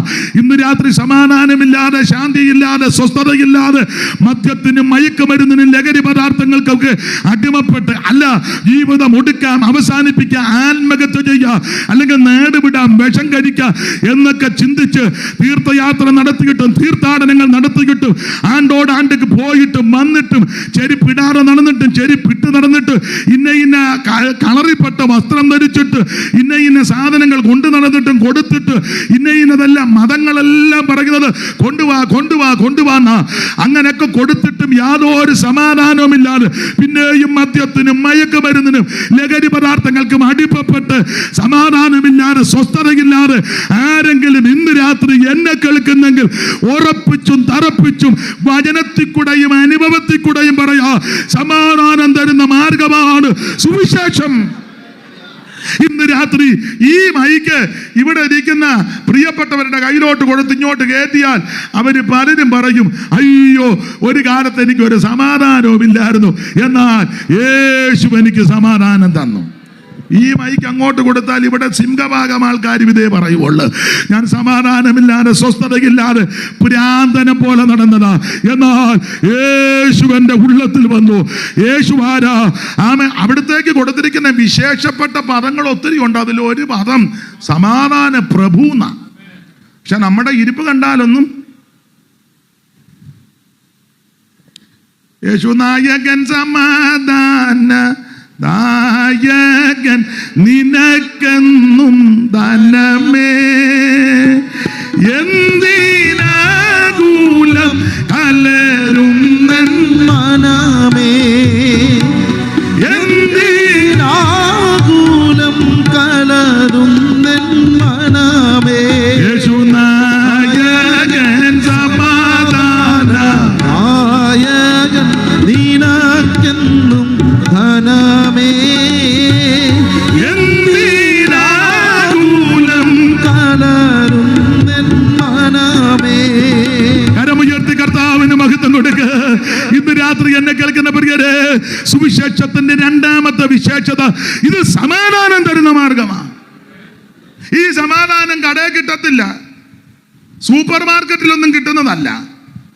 ഏതായാലും കടയിൽ നിന്ന് സമാധാനം മേടിച്ചവരുണ്ട്, കൈപോക്കിക്കേ, എനിക്കും പോകാനാ. അല്ല, എനിക്ക് പോകുക മാത്രമല്ല, 1-2 പേരെ വിടാനുണ്ട്. ഇന്നും ഒരാൾ ഫോൺ ചെയ്തു, ഒരു സമാധാനവും ഇല്ലെന്ന്, പുള്ളിയെ കൂടെ അങ്ങോട്ട് വിടാനാ. പക്ഷേ ഇന്നടുത്ത് സമാധാനം കിട്ടുന്ന സ്ഥലമുണ്ട്, കടയിലേ. ഇപ്പം സൂപ്പർ മാർക്കറ്റ് അല്ലല്ലോ, വേറെ മാർക്കറ്റ് ഒന്നുമില്ല, പിന്നെ ഹൈപ്പർ മാർക്കറ്റ് അല്ലയോ ഇവിടെ ഉണ്ടോ? ഇവിടെ ഒന്നും സമാധാനമില്ല. അത് നടത്തുന്ന പുള്ളിക്ക് സമാധാനം ഉണ്ടെന്ന് പുള്ളിയോട് ചോദിക്കണം. അത് ഞാൻ യോഗം കഴിഞ്ഞ് ചോദിച്ചോളാം. ഇത് തന്ന പുള്ളിക്ക് സമാധാനം ഉണ്ടോ എന്ന് ചോദിച്ചോണം. എന്തിനാ അങ്ങോട്ട് പോകുന്നത്? ഇവിടെ ഇരിക്കുന്നവരോട് ചോദിച്ചു, ചിലരോട്. എന്നാൽ ഈ സുവിശേഷം അകത്തോട്ട് വന്നാൽ, ഈ സുവിശേഷം നീ വിശ്വസിച്ചാൽ, ഈ സുവിശേഷം ഏറ്റെടുത്താൽ നിനക്ക് സമാധാനമാണ്. കാരണം ക്രിസ്തു സമാധാനമാണ്. സമാധാനമാണോ? സമാധാന പ്രഭുവാ. ഈ സമാധാനം എന്തൊക്കെ സമാധാനമാ എല്ലാം വിവരിക്കാൻ നേരമില്ല. ഒന്ന്, ദൈവത്തോട് സമാധാനമായി. അതിനാ എന്നാന്ന് ചോദിച്ചാൽ മറുപടി, നമ്മളെല്ലാം ദൈവത്തിന് ശത്രുക്കളായിരുന്നു ഒരു കാലത്ത്. ദൈവം നമുക്ക് ശത്രുവല്ല, നമ്മൾ ശത്രുവായിരുന്നു. ദൈവത്തെ പഴിച്ചും ദൈവത്തെ ദൂഷിച്ചും ദൈവനാമത്തെ പഴിച്ചും ദൈവദാസന്മാരെ ആക്ഷേപിച്ചും വചനത്തെ നിന്ദിച്ചും ഇങ്ങനെയൊക്കെ നമ്മളെന്തോ ശത്രുക്കളായിരുന്നു. ദൈവം ഇല്ലെന്നും ഇതൊക്കെ പറഞ്ഞ് ഭയങ്കര ശത്രുക്കളായിരുന്നു. പക്ഷെ നമ്മൾ ശത്രുക്കളായിരിക്കുമ്പോഴും അവിടുന്ന് ശത്രുവല്ല, അവിടുന്ന് നമ്മെ സ്നേഹിച്ചു. സ്നേഹിച്ചത് കൊണ്ടാ യോഹന്നാൻ 3:16 തൻ്റെ പുത്രനെ ഇങ്ങോട്ട് വിട്ടത്. പുത്രൻ വെറുതെ വന്നതൊന്നുമല്ല. എൻ്റെ ഭാഷയിൽ അങ്ങ് പറയുക, തെറ്റുകാരനെ അങ്ങ് ക്ഷമിക്കണം. സ്വർഗത്തിൽ കൗൺസിൽ കൂടിയപ്പം സ്തോത്രം, അവിടുന്ന് തീരുമാനമാ പുത്രൻ ഇങ്ങോട്ട് വരാൻ. ആര് അയക്കും, ആര് പോകുമെന്ന് ചോദിച്ചപ്പോൾ പുത്രൻ പറഞ്ഞു, ഞാൻ പോകാം, എന്നെ അയക്കണം. ദൈവമേ നിന്റെ ഇഷ്ടം ചെയ്യുവാൻ. ആ സങ്കീർത്തനം അറിയാമല്ലോ, സ്വർഗത്തിലെ കൗൺസിലാ. അപ്പൊ ഇങ്ങോട്ട് വന്നത് ശത്രുക്കളായിരുന്ന എന്നെ, നിങ്ങളെ ദൈവത്തോട് സമാധാനപ്പെടുത്തി. അതിനൊരു വേദ ചിന്തകൻ കൊടുത്ത ഒരു ആശയം, ഉപദേശമല്ല ആശയം. അവിടുന്ന് ക്രൂശിൽ ആണികളാൽ തറയ്ക്കപ്പെട്ട് കിടക്കുക, 2 കൈകളും. അപ്പൊ അദ്ദേഹം ഒരാശയം പറഞ്ഞത് ഉപദേശമല്ല ആശയമാ. ആ ക്രൂശിൽ ഇങ്ങനെ യേശു ഒരു കൈ ദൈവത്തെ പിടിച്ചു, ഒരു കൈ ശത്രുക്കളാകുന്ന നമ്മെ പിടിച്ചു. ഇടയ്ക്ക് നിന്ന് രക്തം ചൊരിഞ്ഞ് ശത്രുക്കളാകുന്ന എന്നെ, നമ്മെ ദൈവത്തോട് സമാധാനത്തിലാക്കി. നിരപ്പിന്റെ ശുശ്രൂഷയാണ് നടത്തിയത്. ദൈവത്തോട് സമാധാനം. ഇപ്പൊ നമുക്ക് ദൈവസന്നിധി ചെന്ന് എൻ്റെ ദൈവമേ എന്നൊക്കെ വിളിക്കാം. അല്ലെ നേരത്തെ കേറോബി വിളിക്കണമായിരുന്നു. അച്ചായനൊന്ന് പറയണേ എൻ്റെ കാര്യം. അച്ചായൻ പറഞ്ഞു ഊപ്പാട് വന്നിട്ടും, അല്ലെ അമ്മാമ്മയൊന്ന് പറയണേ എൻ്റെ കാര്യം. നിങ്ങൾക്കൊന്നും പിടികിട്ടുന്നില്ല. ഇപ്പൊ അച്ചായനെ ഇടയ്ക്ക് നിർത്തണ്ട, അമ്മാച്ചനും വരണ്ട, കൊച്ചപ്പനും വരണ്ട, നിനക്ക് നേരിട്ട് അങ്ങോട്ട് പറയാം. കാരണം യേശു സമാധാനത്തിലാക്കി. അതുകൊണ്ട് ഇപ്പൊ നമുക്ക് പറയാം എൻ്റെ ദൈവമെന്ന് പറയാം. അതുകൊണ്ടല്ലേ നമ്മള് ജോസനങ്ങ് ക്ഷീണമാന്ന് തോന്നുന്നു. എല്ലാം മൂടി കെട്ടി വെച്ചേക്കുന്നല്ലോ. പൊടി അടിക്കുന്നതിനാ, തണുപ്പ്. കേസ് കെട്ടിടക്കലാന്നല്ലോ. ആട്ടെ, നമ്മളിപ്പം ഈ സമാധാനത്തിലായതുകൊണ്ടാ നമ്മളൊരു പാട്ട് പാടുകല്ലേ, എൻ ദൈവം നല്ലവൻ എന്നെന്നുമേ, എന്നാഥൻ വല്ലവൻ എന്നാലുമേ, എൻ ദൈവം നല്ലവൻ എന്നെന്നുമേ,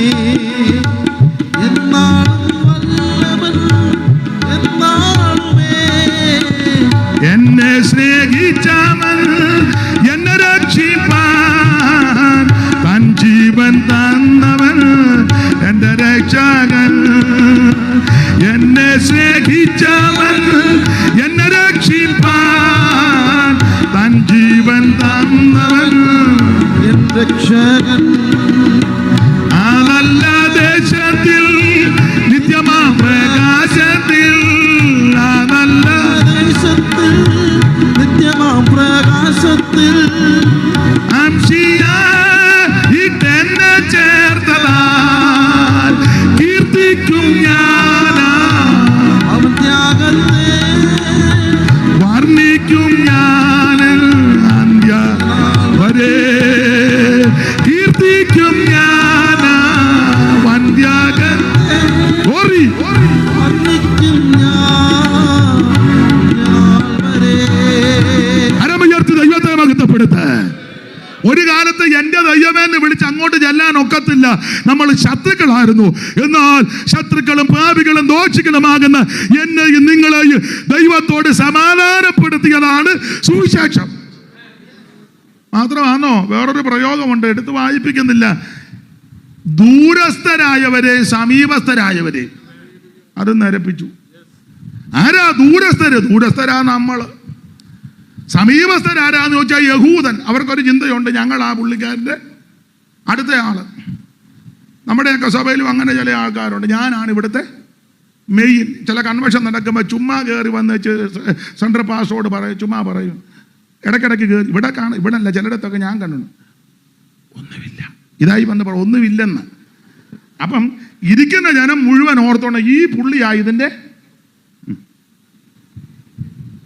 ചുമ്മാ കയറി കയറി വന്ന് ഒന്നുമില്ല ചെവി വന്നിതാ പറഞ്ഞത്. അപ്പം ഇരിക്കുന്ന ജനം എല്ലാം ഓർത്തോണം പുള്ളിയാണ് ഇതിൻ്റെ. നിങ്ങൾ കണ്ടിട്ട് നിങ്ങളൊന്നും കാണുന്നില്ല, പച്ചപ്പരമാർത്ഥികളാ എല്ലാവരും. അല്ല, ചിലർക്ക് അങ്ങനെ ഉണ്ട്, ഞാനാണ് ഇതിൻ്റെ എന്ന് പറഞ്ഞ പോലെ യഹൂദന്മാർക്ക് ഒരു ധാരണ ചിന്തയുണ്ട്, ഞങ്ങൾ ദൈവത്തിൻ്റെ സ്വന്തം. ഇവരുടെ പ്രകൃതി എന്നാന്ന് എഴുതിയിട്ടുണ്ടല്ലോ തിമോത്തിയോസിൻ്റെ ആ തെസ്സലോനിക്ക ലേഖനത്തിലല്ലയോ, യഹൂദന്മാർ കർത്താവാകുന്ന യേശുവിനെ ക്രൂശിച്ചവരും. വായിച്ചേ ജിജോ, ആ വാക്യം കണ്ടോ? തെസ്സലോനിക്കർക്ക് എഴുതിയ 1-ാം ലേഖനം 2-ാം അധ്യായത്തിലാണോ 13 ഞാൻ ആ റവറൻസ് അങ്ങ് മറന്നുപോയി. യഹൂദർ അത് തന്നെ വായിച്ചോ. യഹൂദർ കർത്താവായ യേശുവിനെയും യഹൂദരെ കർത്താവാകുന്ന യേശുവിനെയും സ്വന്തം പ്രവാചകരെയും കൊന്നവരും. നല്ല പുള്ളിക്കാരാ. കർത്താവാകുന്ന യേശുവിനെയും സ്വന്തം പ്രവാചകന്മാരെ കൊന്നവരും. ഞാൻ ഒരു സ്ഥലത്ത് ചെന്നപ്പം ഒരു അച്ചായൻ നമ്മുടെ സഭയപ്പെട്ട പുള്ളി പറഞ്ഞു, ഞങ്ങൾ യഹൂദന്മാരാണ്. എന്നിട്ടും പുള്ളിക്ക് തീരുന്നില്ല, ഇത് മുഴുവൻ യഹൂദ രക്തമാണ്. ഞാൻ പറഞ്ഞു, വെടലത്തര എന്നോട് പറഞ്ഞതിരിക്കട്ടെ, മേലിൽ ഇതെങ്ങും ഞങ്ങൾ യഹൂദനാണെന്ന്. പുള്ളിക്ക് നല്ല ഉണർവ്. ഇത് യഹൂദ രക്തമാണ്. തുരുത്തിക്കാട്ട് തുരുത്തിക്കാട്ടെന്ന് പറയുകയും ചെയ്തു. ഉള്ള കാര്യമല്ലേ. തുരുത്തിക്കാട്ട് ഒരു തള്ളയുണ്ട്, സഭായത്തിന് എഴുന്നേറ്റ് പറഞ്ഞു, ഞങ്ങൾ യഹൂദന്മാരാ, വിശേഷിച്ച് ഞങ്ങളുടെ വീട്ടുകാർ ബെന്യാമീൻ ഗോത്രക്കാരാണ്. വട്ടല്ല തന്നെ.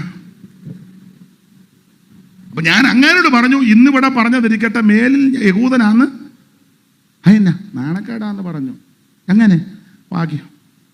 യഹൂദർ കർത്താവായ യേശുവിനെയും സ്വന്തം പ്രവാചകരെയും കൊന്നവരും. മിണ്ടിപ്പോരുതെന്ന് പറഞ്ഞു. ഇനി കർത്താവായ യേശുവിനെയും സ്വന്തം പ്രവാചകന്മാരെയും കൊന്നവന്മാരും ഞങ്ങളെ ഓടിച്ചു കളഞ്ഞവരും. സുവിശേഷ വേലക്കാരെ ഓടിച്ചു വിട്ട്, ഞങ്ങൾ അപ്പോസ്തലൻ പറയുക, കർത്താവിന്റെ വേലക്കാരെ ഓടിച്ചു വിട്ടവന്മാരും ദൈവത്തെ പ്രസാദിപ്പിക്കാത്തവരും. അങ്ങനുണ്ട്. ഇത്രയും വായിച്ചപ്പോ തന്നെ പുള്ളി പരുങ്ങുന്ന ഞാൻ കണ്ടു. ദൈവത്തെ മൈക്ക് കൂടെ പറഞ്ഞോ, പ്രസാദിപ്പിക്കാത്തവരും. ദൈവത്തെ പ്രസാദിപ്പിക്കാത്തവരും സകല മനുഷ്യർക്കും വിരോധികളും. മുഴുവനെണ്ണത്തിന് എതിരെ. ഇപ്പോഴും അങ്ങനെ ആണല്ലോ. ഒരു പൊട്ട് പോലെ 4 വശത്തിൽ നിന്ന് കല്ലും കട്ട എടുത്തെറിയ ഇല്ലേ?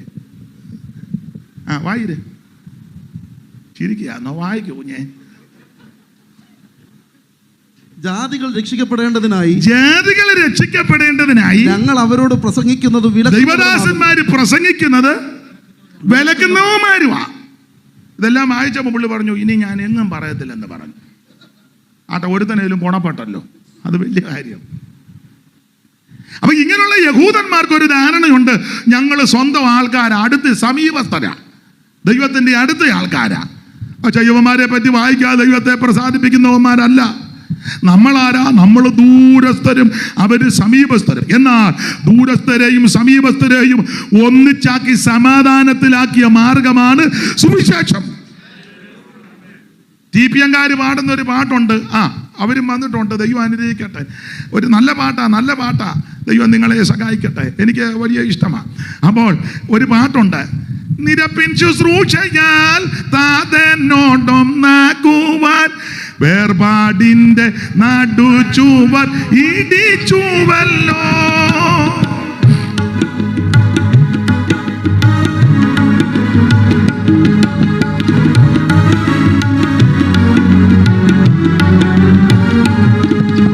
നിരപ്പിൻ ശുശ്രൂഷയാൽ താതനോടൊന്നാക്കുവാൻ വേർപാടിന്റെ നടുചുവർ ഇടിച്ചുവല്ലോ. സ്വയമതിലില്ല ഭയമതിലില്ല, സ്വയമതിലില്ല ഭയമതിലില്ല. താതൻ തൻ ഹിതത്തെ തികപതിന സ്വയമതി ഭയമതിലില്ല, ഭയമതിലില്ല. താതൻ തൻ ഗീതത്തെ തികപതിന. യേശുവേ ഞാൻ കണ്ടിടുന്നു, കൺമണി പോലെന്നെ കാക്കും നോന. കൃപയിൻ നിറവായി കരുണമയനായി കാരുണ്യവാനായി രക്ഷകനായി. കൃപയിൻ നിറവായി കരുണമയനായി കാരുണ്യവാനായി രക്ഷകനായി.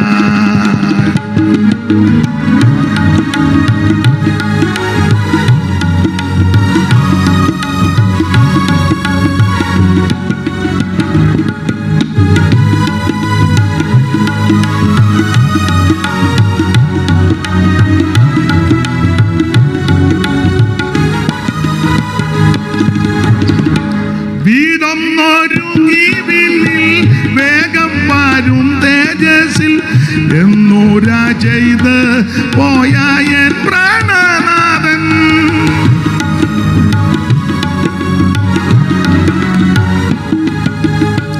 വീടൊന്നൊരുങ്ങി വിണ്ണിൽ വേഗം വരും തേജസ്സിൽ എന്നൂര ചെയ്ത് പോയ എൻ പ്രാണനാഥൻ.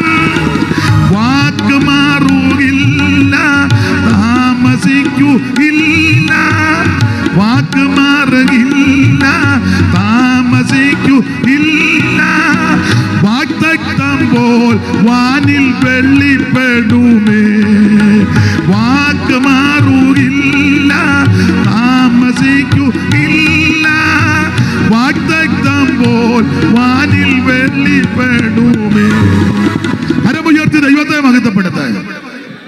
നല്ല പാട്ടായി. TPM-കാർ പാട്ടെഴുതുമ്പം അവരുടെ പേര് കൊടുക്കുകയില്ല. അതുകൊണ്ട് ഇതാരാ എഴുതിയതെന്ന് കൃത്യമായിട്ട് പറയാൻ എനിക്കിനി കുര്യച്ചാനാണോ എറണാകുളത്തെ എഴുതിയത് അതോ ഇനിയും ആട്ടെ, എന്തായാലും നല്ല പാട്ടാണ്, നല്ല പാട്ടാണ്. അവരുടെ പാട്ടുകൾ മിക്കതും നല്ലതാണല്ലോ.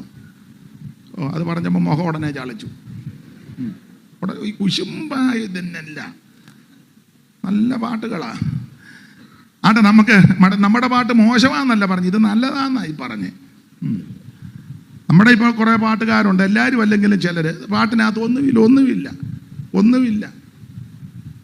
എവിടുന്നേലും 2 പദം കടവും എടുക്കും, 2 എണ്ണം തിരികെയും കയറ്റും. പിന്നെ അതിനകത്ത് മുഴുവൻ ഹല്ലേലൂയ ഇതൊക്കെ വെച്ചങ്ങ് പോട്ടെ. ഇനി അവർ പിണങ്ങരുത്. പിണക്കം ഉണ്ടോ? ഓ ഇല്ല. അപ്പൊ ശ്രദ്ധിക്കുക, ഇത് നിരപ്പിന്റെ ശുശ്രൂഷ സമാധാനത്തിലാക്കി. എന്താ സുവിശേഷത്തിന്റെ വിശേഷത?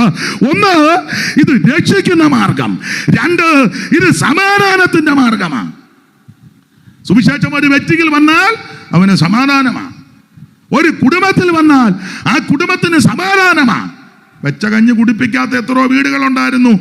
അടിയും ബഹളവും തെറിയും, ഭാര്യയെ ഉപദ്രവിച്ച് പിള്ളേരെ തല്ലി, പിള്ളേര് പേടിച്ച് വെച്ച കഞ്ഞിയും കലവെടുത്ത് വെളിയിൽ കളഞ്ഞ് ഭാര്യ പേടിച്ച് അഖിലത്തെ വീട്ടിലോടി, കുഞ്ഞുങ്ങൾ കട്ടിലിനടി കയറി, തെറിയും ബഹളവും. എത്ര കുടുംബം പോലീസിന്റെ ലാത്തിക്കോ തത്വ സംഹിതകൾക്കോ പ്രത്യേക ശാസ്ത്രങ്ങൾക്കോ പഞ്ചായത്ത് മെമ്പറിനോ അല്ലെങ്കിൽ മറ്റ് കൗൺസിലർമാർക്കോ ഒന്നും ഇതിന് പരിഹാരം പൂർണ്ണമായിട്ട് വരുത്താൻ കഴിഞ്ഞില്ല. എന്നാൽ ഈ സുവിശേഷം അങ്ങനെയുള്ള വ്യക്തികളുടെ അടുക്കലെത്തി ആ കുടുംബത്തിൽ ചെന്നു. ഇപ്പോൾ ആ കുടുംബത്തിലുള്ളവരെ വിളിച്ച് ചോദിച്ച്, അയ്യോ മുള കുടച്ചതാന്നേല് ചെണ്ടമുറിയനാണെങ്കിൽ അവ എന്തോ ഒരു സമാധാനമാ. മറ്റേ വലിയ വീട്ടിൽ ഫിഷ് മോളി, പിന്നെ ഫിഷ് ലില്ലി, ഞാനൊരു പേര് പറഞ്ഞതാ, ഞാനങ്ങ് ഇടുക പേര്, മോളി മാത്രം മതിയോ? എല്ലാം ഉണ്ട്. ചില്ലി ചിക്കൻ, മട്ടൻ ചാപ്സ് എല്ലാം ഉണ്ട്. പക്ഷേ കഴിക്കാൻ മേല സമാധാനത്തോടിരുന്ന്. പണ്ടൊരു വീട്ടിൽ എന്നെ പെന്തിക്കോസുകാരല്ല, മറ്റൊരു വിഭാഗത്തിൽപ്പെട്ടവരാ, ഒന്ന് പ്രാർത്ഥിക്കണേ, ഒത്തിരി നാൾ കൊണ്ട് നിർബന്ധിച്ചു. വണ്ടിയെ കയറ്റി വരാൻ പറഞ്ഞു. വണ്ടിയെ കയറ്റി കൊണ്ടുപോയി. ചെന്ന ഉടനെ അലുവ, കേക്ക്, നല്ല പൂവമ്പഴം, ഗൾഫിൽ നിന്ന് കൊണ്ടുവന്ന മുട്ടായി. അന്നൊക്കെ അങ്ങനത്തെ മുട്ടായി കിട്ടുക എന്ന് പറഞ്ഞ് 30 കൊല്ലം മുമ്പാ. ഇപ്പം ഇവിടെ നാട്ടിലെല്ലാം കിട്ടും. ഇപ്പം ഗൾഫിൽ നിന്ന് വരുന്നവർ അവിടെ നിന്നൊന്നും കൊണ്ടുവരും. ഇവിടെ അങ്ങോട്ട് ഇറങ്ങുമ്പോൾ എല്ലാം കൊണ്ട് ചുമ്മിക്കെട്ടി എന്തിനാ കൊണ്ടുവരുന്നത്.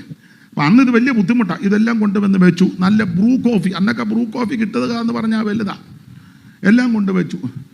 ഏതൊക്കെയാ പുഴുങ്ങിയത്, വേറെ ഏതാണ്ടൊക്കെ ഉണ്ടല്ലോ, ഞാൻ മറന്നുപോയി. ഇത് തന്നെ ഒത്തിരി ഉണ്ട്. കൊണ്ടുവച്ചേച്ച് കഴിക്ക് പാസ്റ്റേ. കഴിക്കാൻ അങ്ങോട്ട് ഒരുങ്ങിയപ്പം ഒരു കാറ് വന്നു. ഉടനെ ഇയാൾ പറയും, അയ്യോ അവൻ വന്ന്, രണ്ടും കൂടെ എടുത്ത് ഓടി. അവരുടെ വീട് ഈ സാധനമെല്ലാം കൊണ്ട് വെച്ചിരിക്കുന്നു. എന്നോട് പറഞ്ഞു കഴിച്ചോളാൻ. കഴിക്കാൻ ഒരുങ്ങിയപ്പം കാറ്, അയ്യോ സ്വന്തം മോന, അവൻ കുടിച്ച് ലെവല് കിട്ടുക. എന്നിട്ട് ഈ തന്ത എന്നോട് പറഞ്ഞു, അവൻ്റെ ഈ തോക്കുണ്ടെന്ന്. യോ,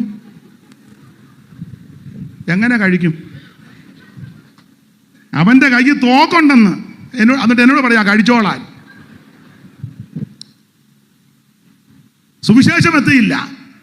എന്നാൽ ചില സാധു കുടുംബമായിരിക്കും കഴിക്കാൻ ഒന്നും ജിലേബിയും പപ്സും അലുവായും ഒന്നുമില്ല, ഗൾഫിലെ മുട്ടായി ഒന്നുമില്ല. ചിലപ്പോൾ ഞങ്ങളുടെ കുട്ടനാടൻ ഭാഷ പറയാം, അരി വറുത്ത് പൊടിച്ചതായിരിക്കും, അതേ ഉള്ളൂ.